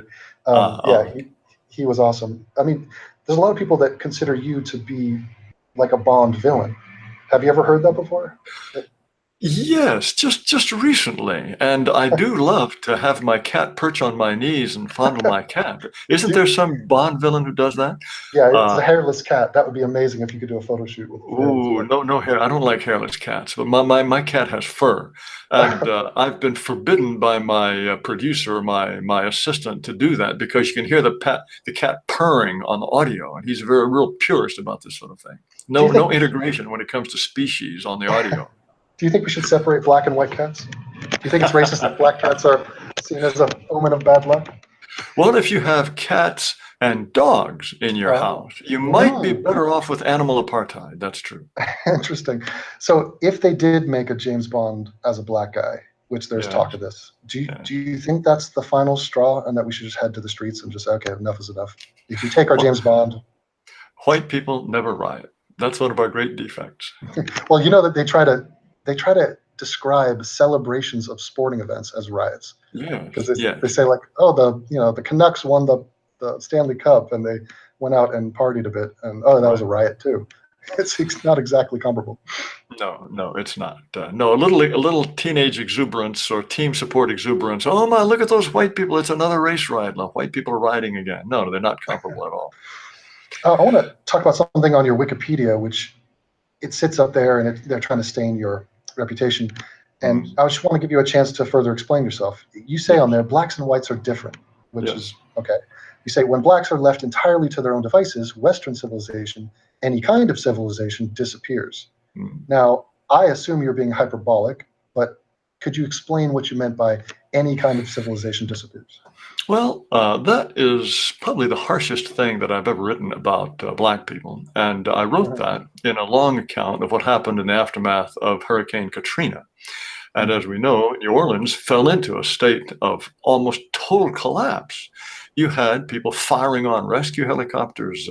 When you had people in the Superdome there, is that what it's called? It's, in any case, the stadium, and people in the convention center. It just fell into complete anarchy. And this was something that happened overnight. And it was in that context that I said that when blacks are left entirely to their own devices, let's imagine that Superdome full of nothing but white people.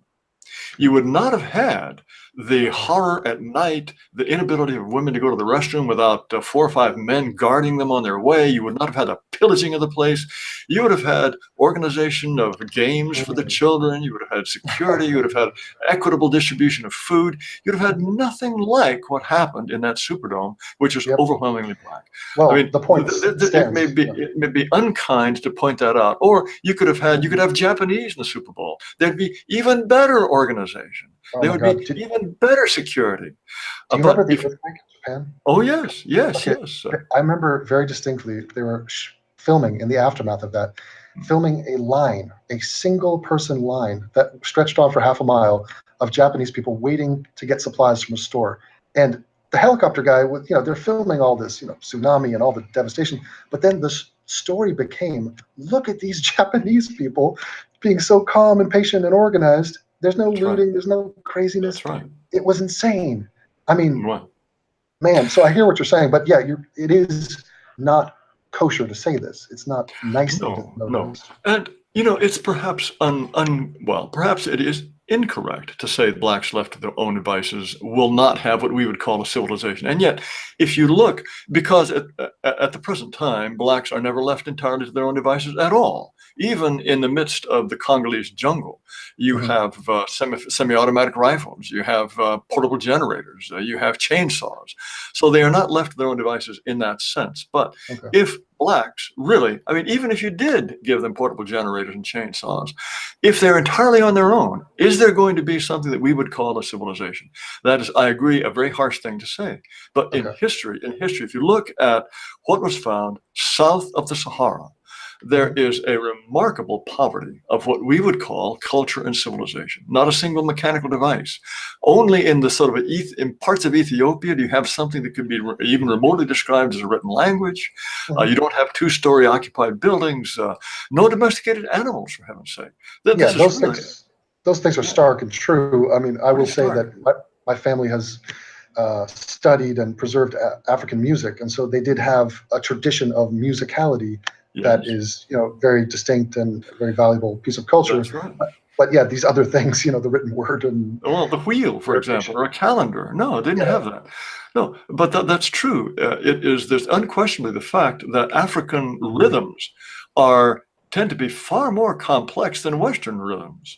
And musicologists would come down and say, gosh, this is written in 15/16 time, and it varies to 7/4 time. The rhythms are very sophisticated. And a friend who lives in South Africa informs me that many black South Africans are capable of singing in harmony, just spontaneously.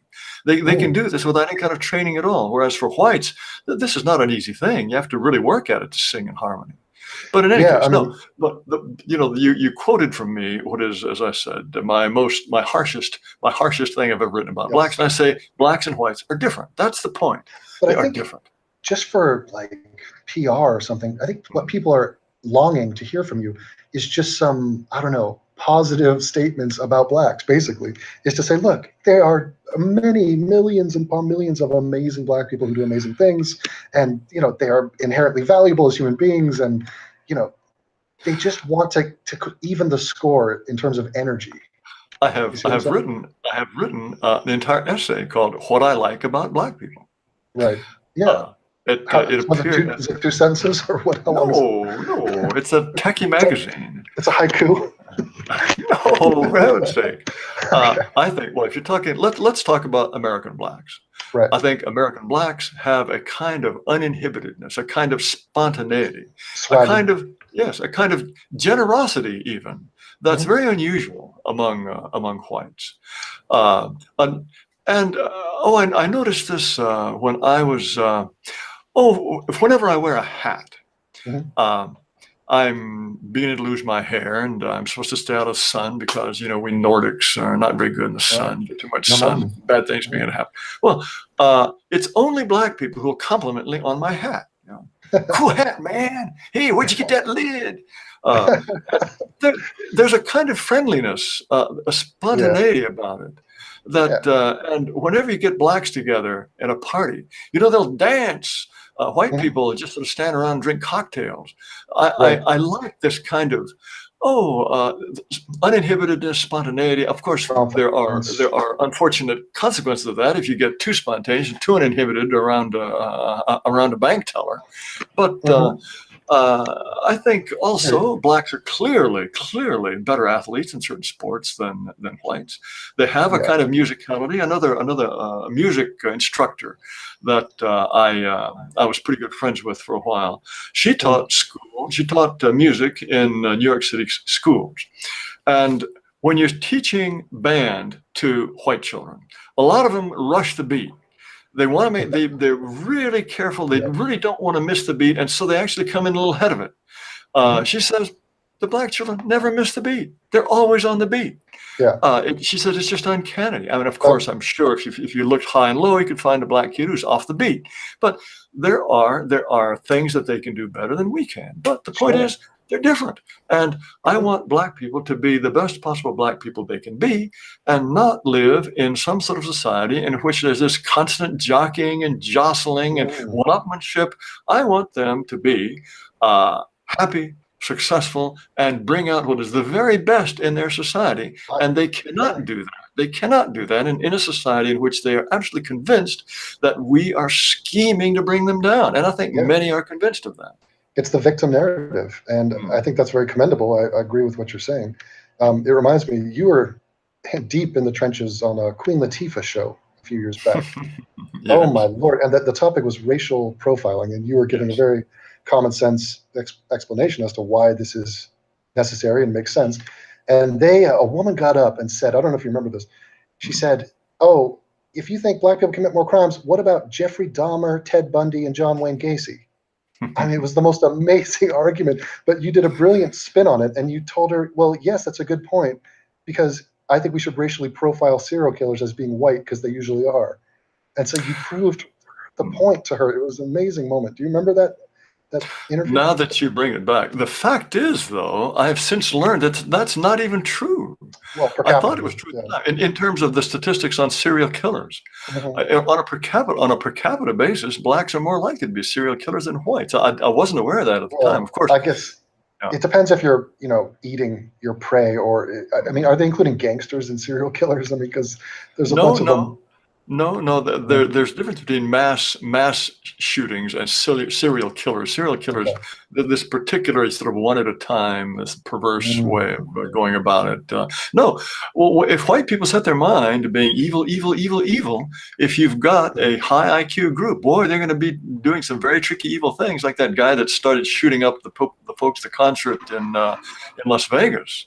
You get white guy deciding he's going to kill as many people as possible. And what did he kill? 55, 60 people and wounded several hundred?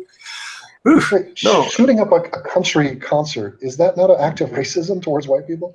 I guess because he was white, it's just not seen as that. But in any other context, I mean, if it was an R&B concert, wouldn't the entire narrative be it's racism? Yes, of course it would. It's surprising to me that there's almost no speculation these days on what his motive actually was. You'd think that a guy who really set the record would there'd be a fair amount of analysis about him. But once all the shooting and the shouting died down, there's really not much about that. I can't even remember his name. Well, I don't even think we need to glorify him, right? Because did he leave No, a no, manifesto? Like, it's a no, disgusting not at chapter of all. American history. Yeah. No, no, not at all. Maybe he was atoning for white privilege for all I know. I don't know, but there's practically nothing about his motive. Well, and also he was very wealthy, which is a weird thing. So he had something to live for. You thought he could have maybe Mm, lived out his golden years, but no, mm, he decided to go mm. out.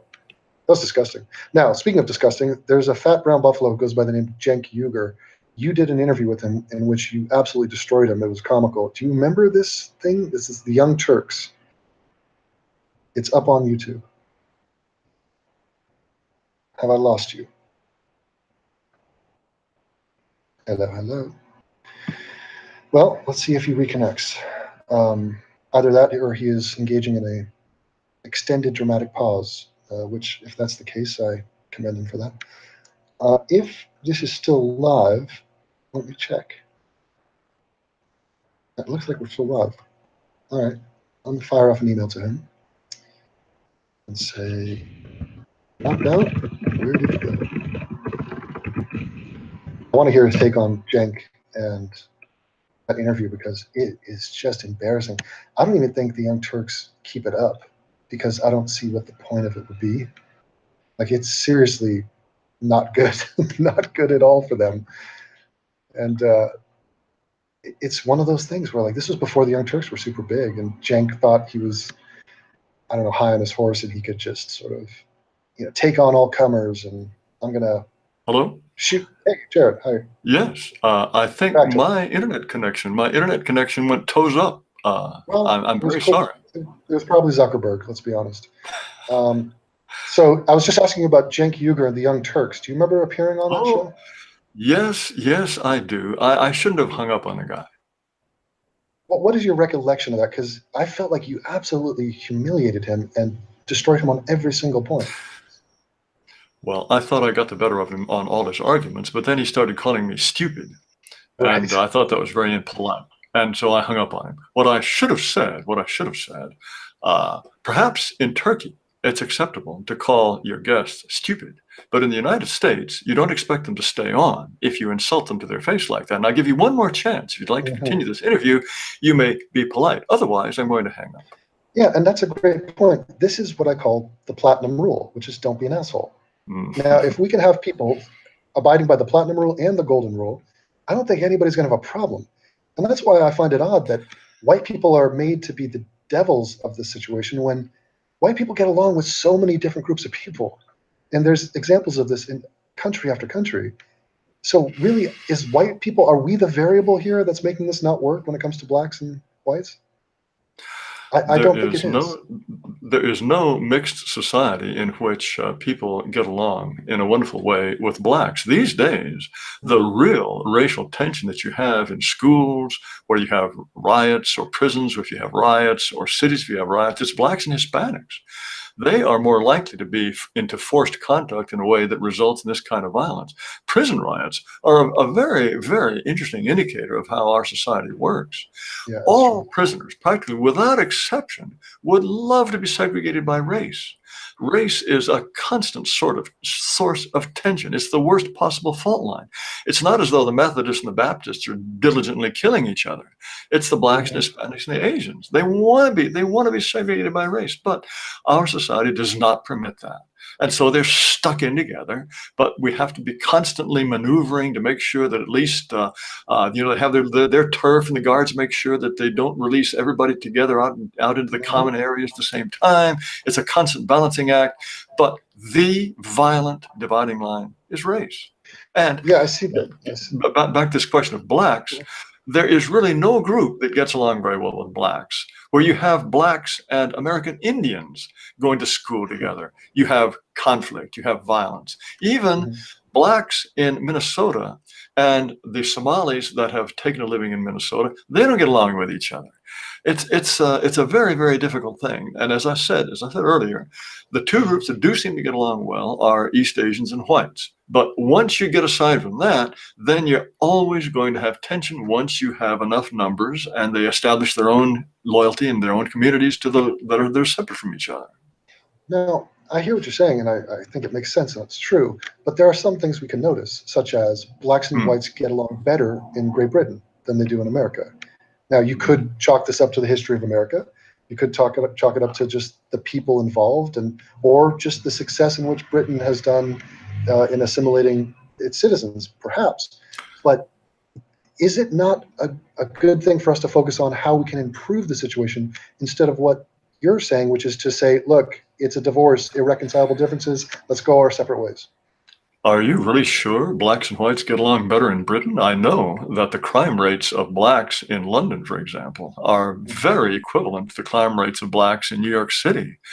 And Yes. somehow the idea, whenever they've had these riots, it's largely blacks. It's the same dynamic as in the United States. The police arrest some violent black guy, and he's mishandled in some way. He dies in police custody, and the place goes up in flames.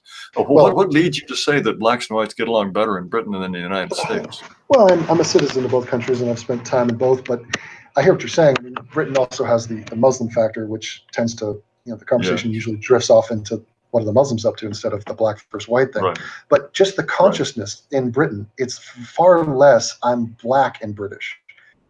And you could see it just in the fact they don't say I'm African British. Whereas we have African Americans, there's no African British. They understand that they're black. They're not in any denial of that. But being British means something to them. And they are therefore united in a tribal way with other British people. And could it not be said that this is a good thing?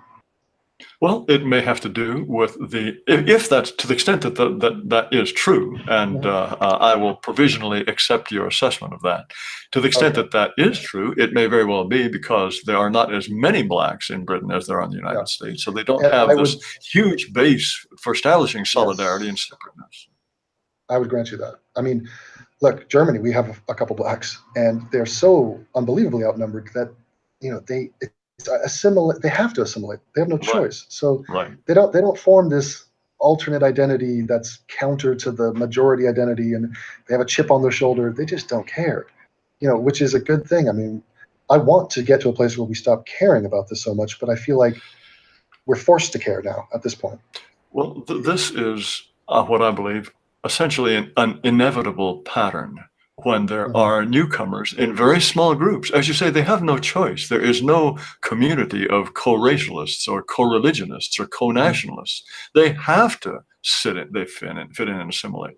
And assimilation at that level can take place. But once there is this critical mass, then I think the loyalties that then come to rise are based in biology. There are this biological sense of rootedness, of tribe. And if there is enough biological soil for the roots of tribe to begin to grow, they will grow. Here's a quick question, just jumps into my mind. What percentage of countries on this planet could safely be called ethno-states already, currently? I would guess that 30, 40, 50, maybe more than half. It depends, of course, on how you define an ethno-state. You might say that in some respects, practically every sub-Saharan African country is an ethno-state to the extent that they are all black, but they're divided by tribe. And so you might say, well, there are no ethno-states in Africa. It all depends on how you define it. Saudi Arabia or Tunisia, Algeria, those are pretty nearly ethno-states. I'd have to think about it country by country.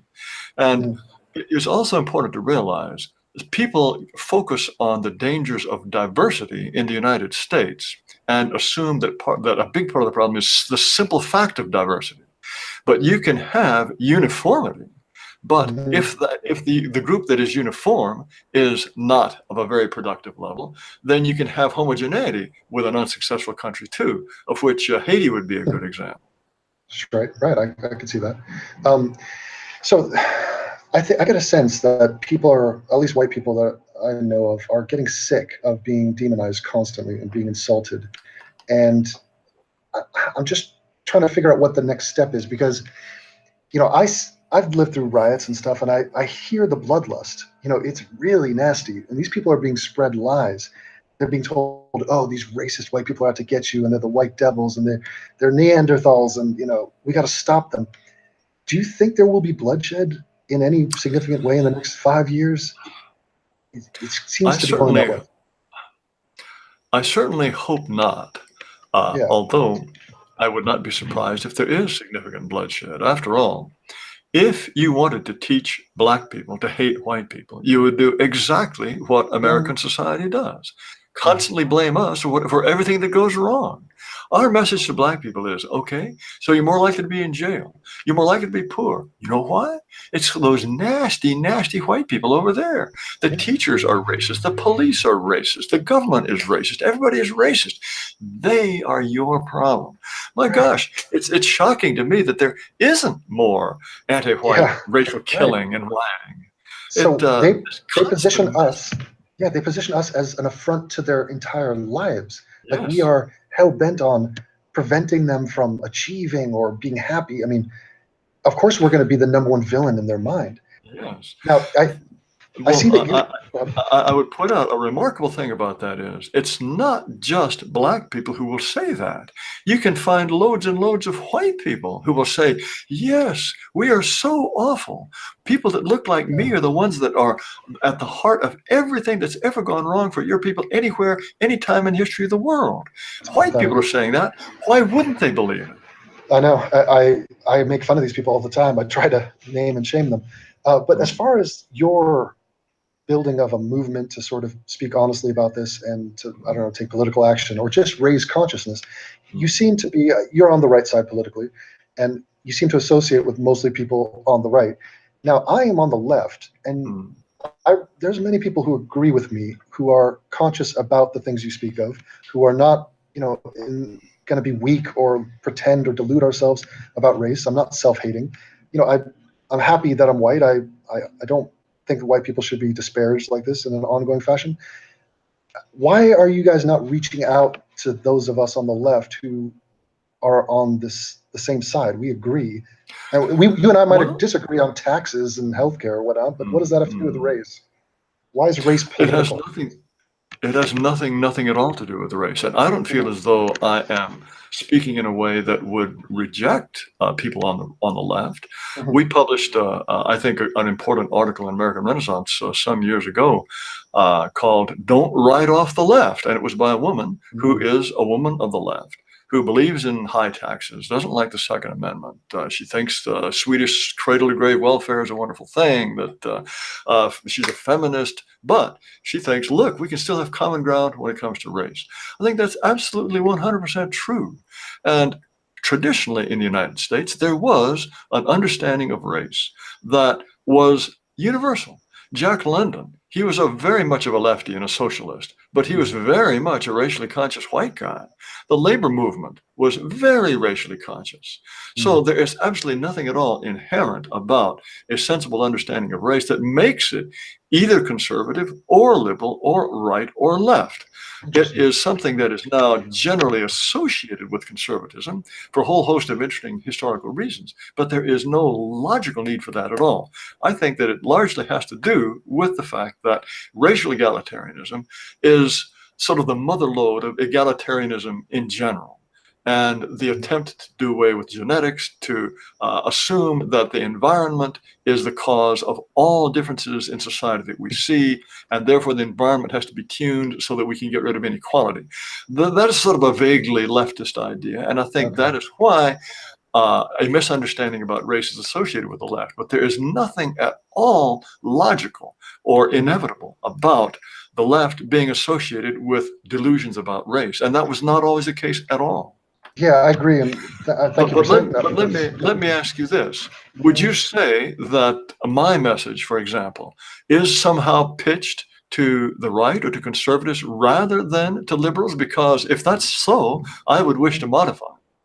Well, I mean, in many interviews, you're going to bring up Trump, or at least they bring up Trump, and that is, very repellent to me personally, and it's just an unnecessary distraction, and it gets you off topic. And not to mention, you associate with so many people on the right that it feels like, if you're white and you are not, if you want to be a pussy about being white, if you are proudly or just not self-loathing white, then you have to be on the right, which just to me doesn't make any sense at all. And I criticize the left for this. I understand the left is the anti-white side if you're going to choose it like that. Yes, certainly. The worst firepower of criticism comes from the left, Mm. but I'm perfectly open to people who have any kind of political or religious beliefs, Yes. commitments, ideologies.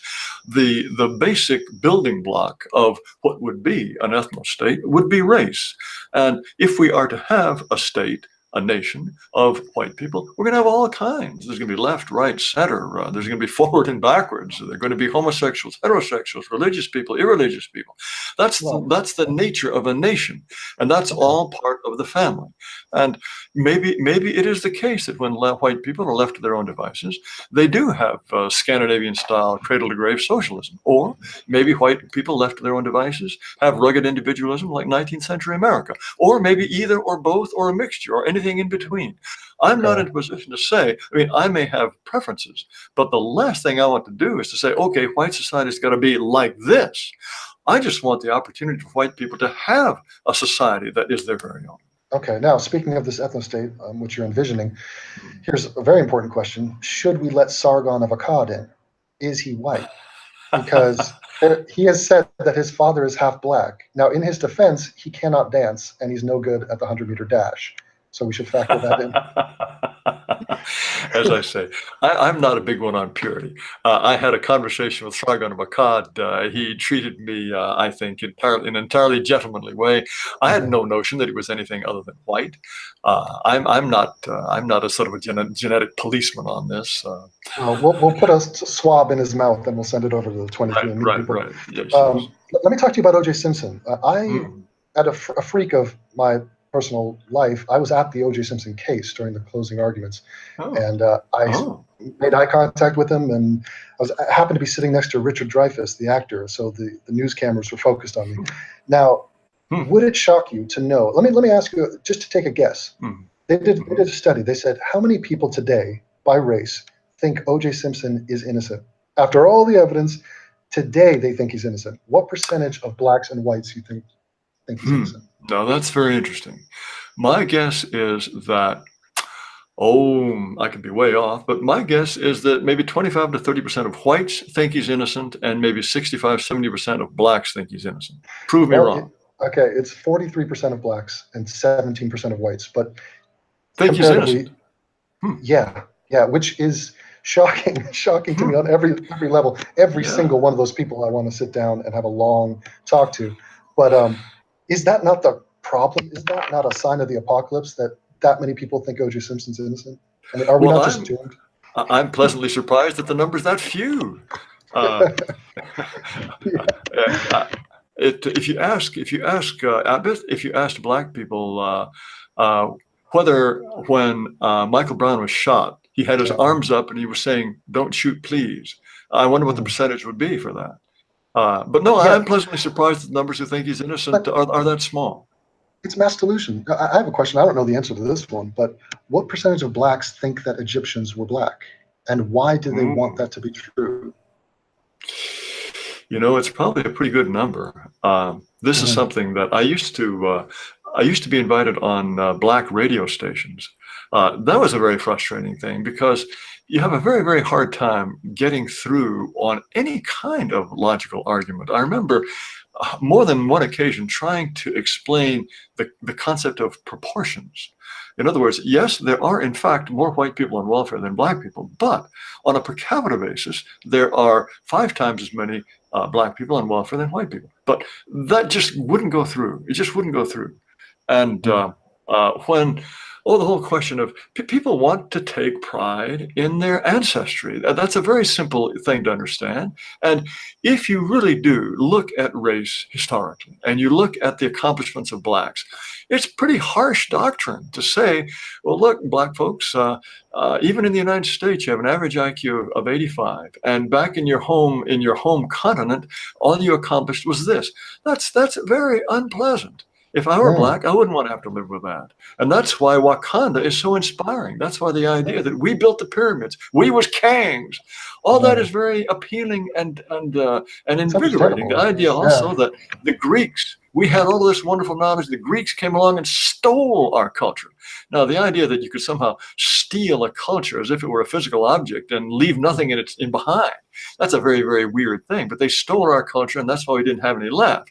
But no, all that's perfectly understandable. And to me, the equivalent of this is making heroes out of Michael Brown and Trayvon Martin and all of these other people who are dubious at best and thugs at worst. They're grasping for something that is positive about being black. Now, there are many positive things, but why they should choose that? It's sad. It's tragic almost. It's tragic. I agree. Now, you don't have cooties. There's no Jared Taylor cooties. There's some airborne sickness. There's no disease. No! I poison the air in any room I go into. I'm warning you. Because I'm trying to understand why people with huge platforms like Sam Harris or Joe Rogan have never invited you on. Would you go on their shows? Is that something? Have you asked to go on their shows? My motto is no soapbox too low. I'm in the missionary business. I would be delighted to be on their programs. But I did hear in a roundabout sort of way, I believe it was Sam Harris who, in a conversation with Douglas, that's exactly right. Murray said something about how Stefan Molyneux had interviewed me, and that made Stefan Molyneux a pretty dangerous character. And there's certainly anyone who would actually interview me outright. Oh my gosh, that's sand in the spinach and just not to be tolerated. I don't understand. But because it's like the thigh bone's connected to the leg bone, and then Taylor's connected to the Nazis apparently. So if you talk to you, it's just the gateway into the. I don't know. It's madness. That's right. But I'm channeling the Fuhrer. Yes. Every word is straight out of Mein Kampf. No, I can understand why Sam Harris doesn't want to talk about race. He's on record. It's like there's no benefit to him. He's going to, alienate half of his audience, lose a bunch of money, get smeared as being a racist.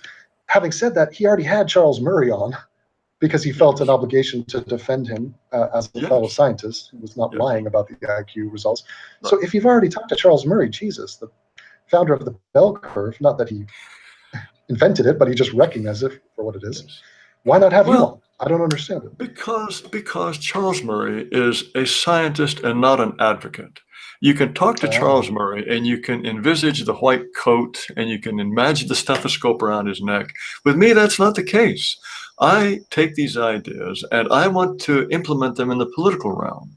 And the implications of what I say for what the United States has chosen to do for the last half century are simply horrifying. My vision of the future of the United States is one that is so dark and disturbing that most people don't even want to move, don't even want to look in that direction, much less absorb what they see. There is a difference in Sam Harris's defense in simply pointing out the science and then saying, well, okay, now that we recognize this, what does that mean about where we might have gone wrong in American society? Those are two very different steps. Right. But I mean, even if you disagree with you and your opinions, you could still talk. It's I would like to think so. Yeah. I'd like to think so. I agree with everything, but I still talk to you. So I don't understand why they can't. But well, I don't like to attribute motives to people, but that is my. I don't know why, but I would certainly accept the opportunity to speak to Sam Harris or really any other host that has an audience. I'd be happy to do that. I mean, after all, if I can talk to Queen Latifah, I should certainly be able to talk to Sam Harris. Well, you talked to Tariq Nasheed, and you made it through that, which I don't know how you made it through that. You know, after that was over, I took him seriously the whole time, and then after it was over, I thought to myself, has this guy just been jiving me the whole time? Yeah, I think maybe he was. He was giving me the rope-a-dope. Yeah, that was unbelievable. That's a piece of art right there. Now, I would love for you to explain this to me because you talk about white people, but really, I feel like most of the time it's a shortcut or just code for white people in America is what specifically you're talking about. Because, there are, as you know, there are gaping differences between the white peoples of Europe that are not going to be overlooked simply by noticing that they're all white. Like, for example, the Germans and the Russians are not going to be buddy all of a sudden. And because why would they be? They have historical grievances and vastly different cultures. So are you not trying to bite off more than you can chew by trying to unite white people across borders and cultures? I don't think so. When the Russians and the Germans realize that both countries are threatened by Islam in a way, or by depopulation by Chinese, or whatever it is, there are larger fish to fry. We will find that we do have this sense of being a worldwide brotherhood of Europeans. I have recently been giving talks in Europe, and I'm going in September, giving 3 different talks in 3 different places. The young people I find in Europe see and understand race exactly the same way young people do here in the United States. It is a conception that is absolutely a carbon copy. It's startling how close it is. They realize the biological fundamental substrate of our heritage. They glory in their own differences. Germans and Dutchmen know that they are different, and they're happy to be different. And in those parts of Europe where they have had any kind of large-scale contact with non-Europeans, their conception of the future of their continent is exactly the same. It's only in a place like Hungary, where there really is practically no non-white intrusion, that you find people debating, well, who do we hate most? Well, is it the Slovaks or is it the Romanians? Fellas, that's not the problem. That shouldn't be the problem. But no, there is, I believe, and of course, it's because I have contacts with people who do have similar views. But from South Africa to New Zealand to Canada to all the countries in Western Europe that I've ever set foot in, you can find people whose conception of race is very much that of mine. And that's why, as I say, I like to talk about this worldwide brotherhood of Europeans. We are all in this together and face the same challenges of survival. Well, it's interesting you bring up the Muslims, which is a separate problem, but there's so many parallels because if you're talking about clashes of that have fault lines that is based on biology or history, this religious clash of the Islamic world invading the West, I mean, that is a problem that is shared by many nations. And would you suggest that we should separate from Muslims as well? Is that the logical conclusion of your way of thinking? It certainly seems to me that any kind of serious Islam is incompatible with Western civilization, Western society. We see evidence of this whenever you get large numbers of Muslims. And I read a very eye-opening book about Islam that talked about what is really in the Quran and the way Muhammad actually conceived of the religion. There's never been, I think, a more bloodthirsty and cruel founder of a major religion in the history of the world. This guy, he's absolutely at the opposite extreme from Jesus Christ, for example. Yeah. Islam really is based on a totalitarian view of society and of the entire world. I don't think that it's really compatible with anything that is non-Islamic, much less Western, at least if it's taken seriously the way the Quran, I believe, is intended to be taken seriously. Yeah, I saw a video recently where they were trying to say the cure for racism is Islam, because Islam doesn't care what race you are, which they don't, but they do care if you're Islamic or not, or Muslim. Well, but it's not really a cure for racism either. When I debated Sargon of Akkad, he made that very same argument. But the whole world, the name Abdullah, that means slave of Allah, Abd. And Abd is the Arabic word for black people. Wherever you find Islamic societies, you have had traditionally black African slavery. And in those rare circumstances in which people are on jihad together, there is a certain amount of solidarity that transcends race. But in every Islamic society that is more or less at peace, you will find racial distinctions. And throughout the history of Islam, read the Arabian Nights, the way blacks are considered, it's the most contemptuous sort of thing. And of course, the reason why, despite the literally millions of sub-Saharan Africans who were taken into the Middle East and used as slaves over a period that lasted far, far, far longer than slavery in North America or in the New World. Despite that long history of slavery, there are practically no blacks or black heritage in the Middle East because so many of the male slaves were castrated. And if you had a black concubine and had a half Arab, half black child, those children were killed. The treatment of blacks in Muslim society has really just been grotesque by any kind of world standards.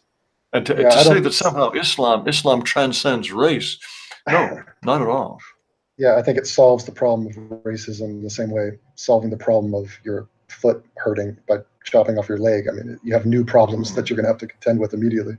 Now, I have to understand what inspires you to continue to do what you do, because it comes at a great cost to you. Like, you could do something in the private sector and be without the constant attacks and negative energy hurled at you. Why do you continue? Why does this matter to you so much? I feel a duty. I feel a duty to my ancestors and an obligation to my children. And it may be that my people and my tribe will just be washed away through immigration and through miscegenation. There's no guarantee of success, but even if that is the outcome, I don't even calculate the chances of success, because this is my duty. I owe it to my family. We make sacrifices for our family we make for no one else. And I'm prepared to do this, and I'm happy to have made this choice. I wish I had been much more successful, but really for the first time in the last, say, 5 years or so, I do see progress being made. There are more and more people who understand the world as I do, and this is the fundamental point, who realize that it is morally unimpeachable for white people to stand up and to defend their own rights. This is a necessity. It's a necessity for me, and increasingly, it's a necessity for more and more people that I meet, especially young people. And is that encouraging for you? Does that inspire you to continue doing what you do? Very encouraging. When I'm put out to pasture, there will be others who will take my place, and they will do a marvelous job. Okay, let's touch briefly on the JQ, which to me is ridiculous to phrase something as the JQ as if there's a question that needs to be answered. But let me just tell you my stance. I'm pro-Israel completely, absolutely pro-Jewish. Have just great personal experiences with Jews. I see them as an absolute non-problem in the world. Exactly the opposite. They contribute disproportionately. They're brilliant, as you know. Their IQ scores, cultural, et cetera, et cetera. Why are people obsessed? Is it just this thing of anti-Semitism that we cannot rid this earth of? What is the deal? Now, I recognize that Jews are disproportionately on the left and the far left. 78% of Jews voted for Barack Obama and 71% voted for Hillary Clinton. Is it just that? Is it just that they are more vocal and represented in media? Why do people scapegoat them so much? You'd have to ask them, of course, but it is undeniable that Jews have been disproportionately represented in those ideological movements that have been used to undermine the legitimacy of any kind of white racial consciousness.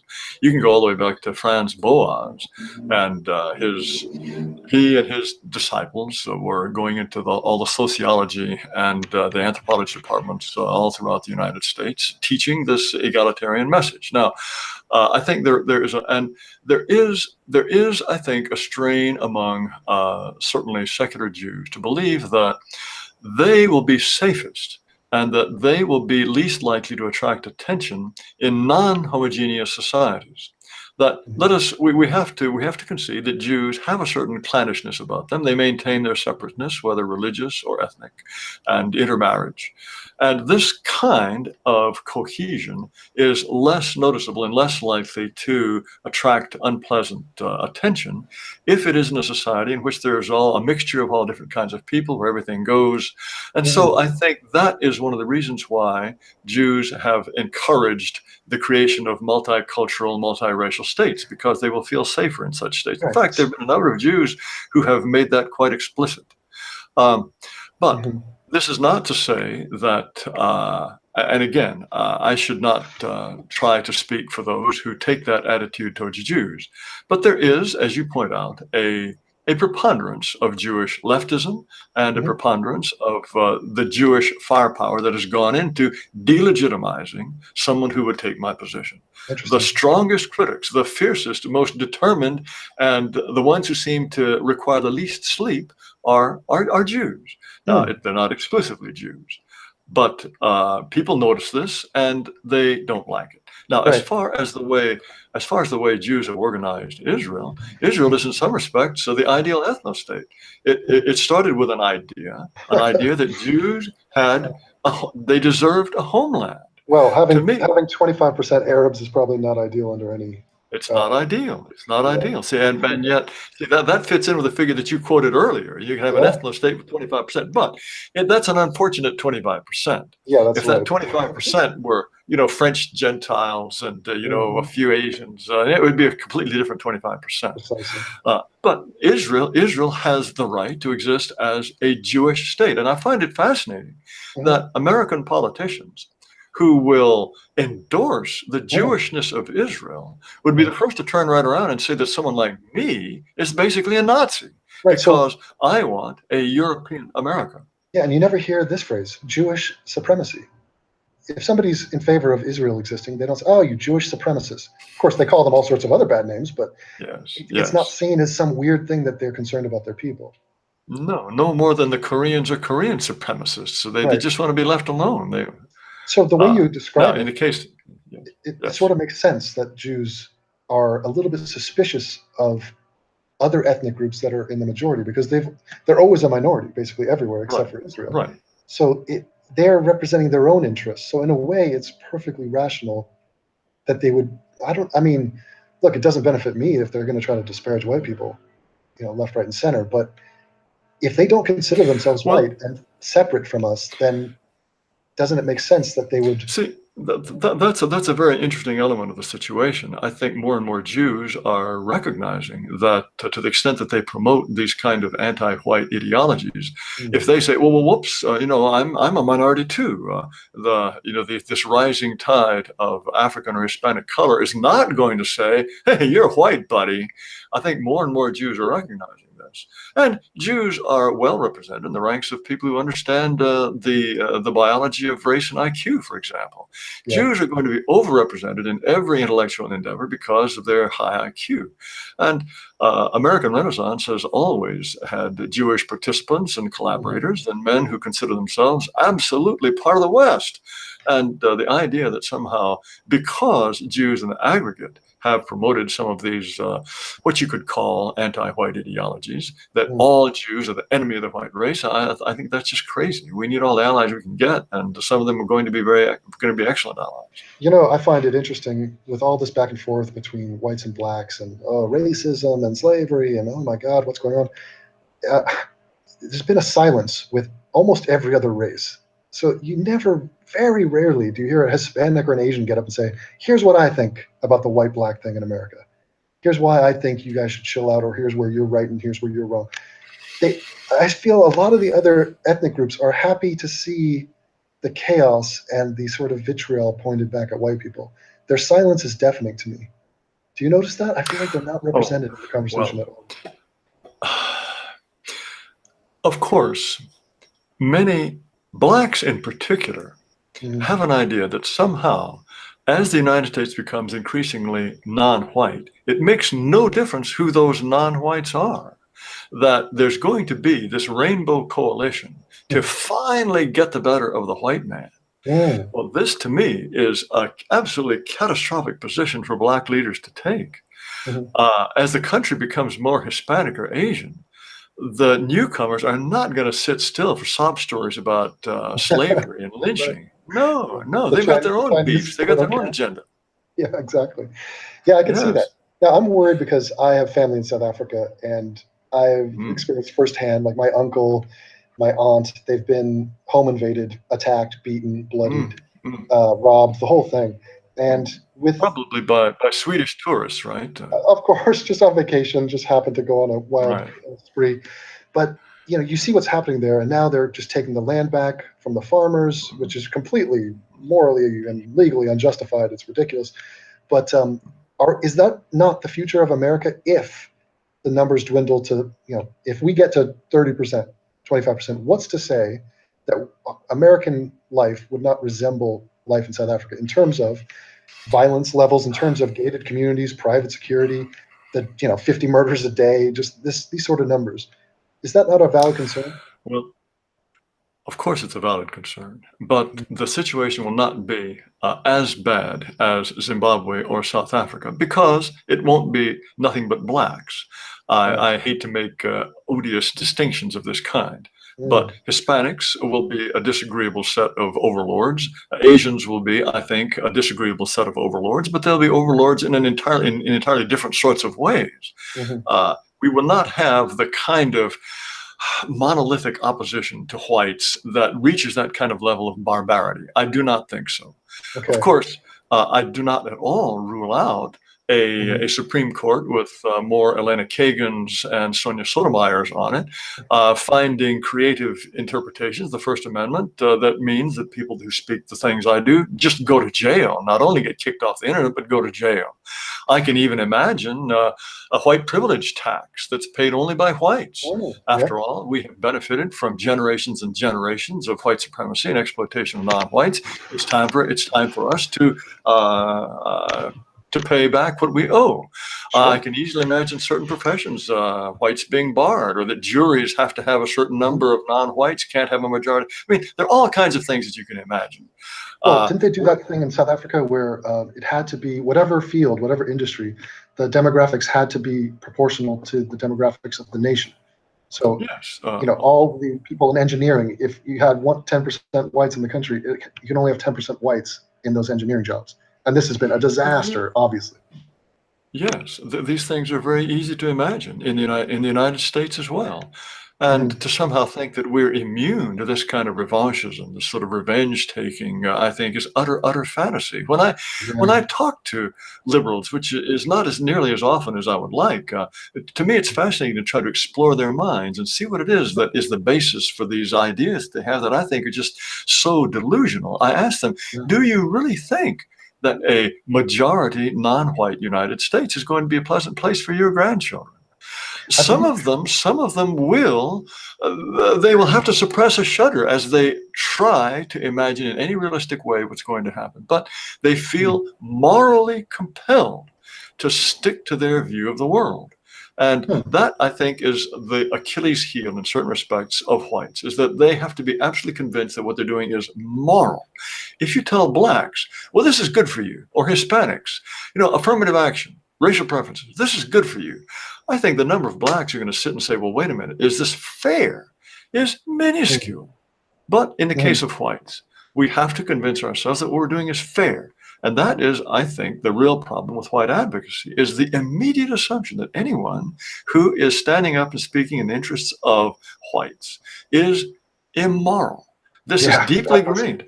And we have to convince white people that, yes, it is not only moral, it is something that is effectively your duty to stand up for your rights. No one else will. And if you don't, you'll be elbowed out of the way. And it'll be very unpleasant, not just for you, but for all succeeding generations of any whites who are left.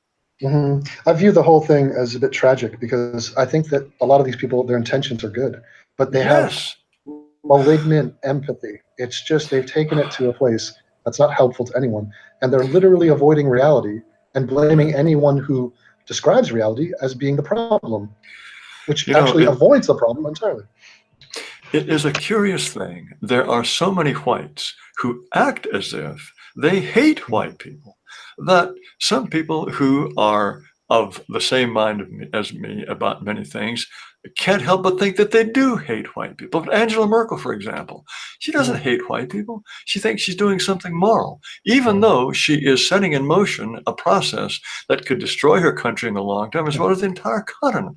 She doesn't hate white people, but if she did hate white people, I'm not sure she'd be doing anything different. There is this idea. White people think they are cloaked in righteousness when they are doing things that are objectively terribly, terribly damaging to their own people. Yeah, and the whole thing is drenched in paternalistic racism, low expectations. It's just there's a lot of that. Much of liberal conception of race treats blacks as if they were mere puppets, that we are in complete control, that they have no agency whatsoever. That if we move our little finger, that they all flop dead. It's like a you break it, you buy it sort of philosophy. And us having slavery, we broke it, and so now it's ours. We got to control, help them back Oh, that's good. I'll have to steal that idea. I'll credit you. Please do. Mm. Okay, thank you. Well, I'm afraid we're getting to the end of my allotted time. Unless there are a couple of questions that you desperately want me to answer, I think we should be trudging towards the exit here. Okay, I will thank you for your time. I'll wrap up with maybe one final question then. All right. Let's try to end on a positive note. I understand your position. I understand your description of race relations and why things are the way they are. And I understand that your goal is to separate and your concern is for white people, which is why you're a white advocate. But to play devil's advocate, if you are committed to the project of multiculturalism, of having these groups of people work together, live together, because we've seen this be successful in pockets, in small doses, granted, what strategies might you employ? What advice would you have to people who are committed to this experiment known as America and to bonding together and overcoming racial differences? You mean, what would I do if I were a proponent of a multiracial America? How could we practically make it work? Is there anything, or are you convinced that one thing? Well, I don't think it can work. I really don't think it can work. But if I were committed to making it work, I think one of the absolutely essential ingredients to that would be widespread acceptance and understanding of racial differences in ability and in IQ. Until we have widespread understanding of that, every Black person thinks that his group is being cheated. There is this insuperable barrier to any kind of understanding.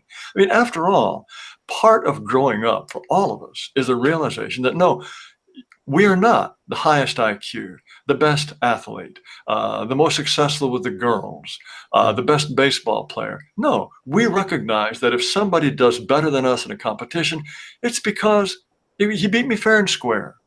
We are constantly telling Black people, no, you've been cheated. You've been cheated. You're just as smart and hardworking as these white guys. But every time you turn around, you're being cheated and held back by these vicious people.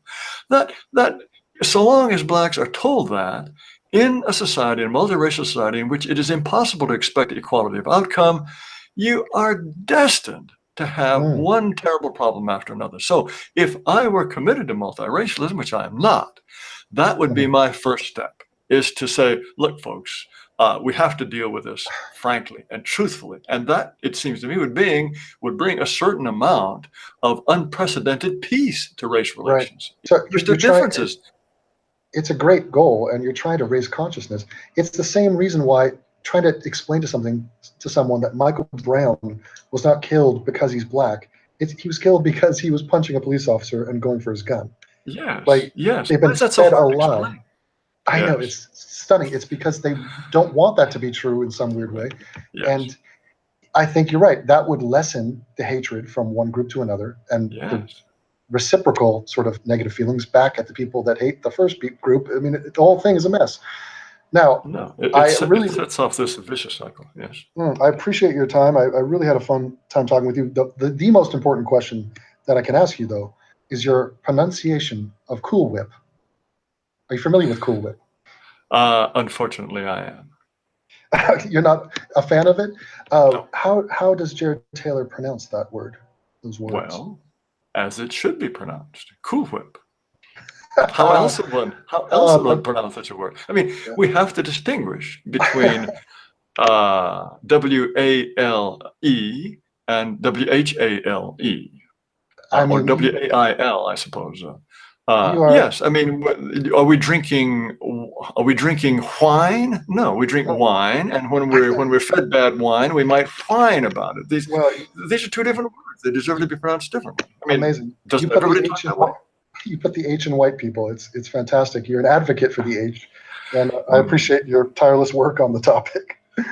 Yes, my tireless work to the benefit of the H. Yes.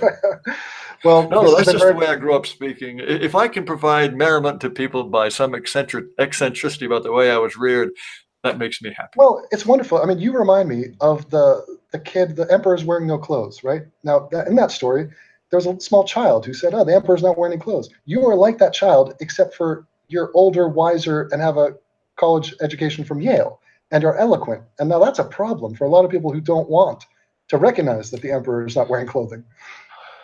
Well, I guess it is. But as I say, there are more and more people who are just as good at this as I am. And I have confidence that this message will get through. There could be some concerted effort to completely kick us off the internet, shut down YouTube, deny our domain names. I mean, ultimately, I suppose if Gmail, for example, is a private company, if it decided, hey, we're not going to give accounts to racists, we could have no email. Short of that kind of total blackout, and that could bring all sorts of unforeseeable consequences.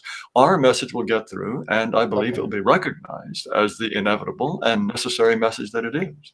So you think the truth shall rise to the top and will be unstoppable in the end? Ultimately, yes, I do believe that. Well, thank you, Jared Taylor. I really appreciate your time, and I had a wonderful time chatting with you. Well, it's been my pleasure. Thank you so much for inviting me. All right, then. Excellent.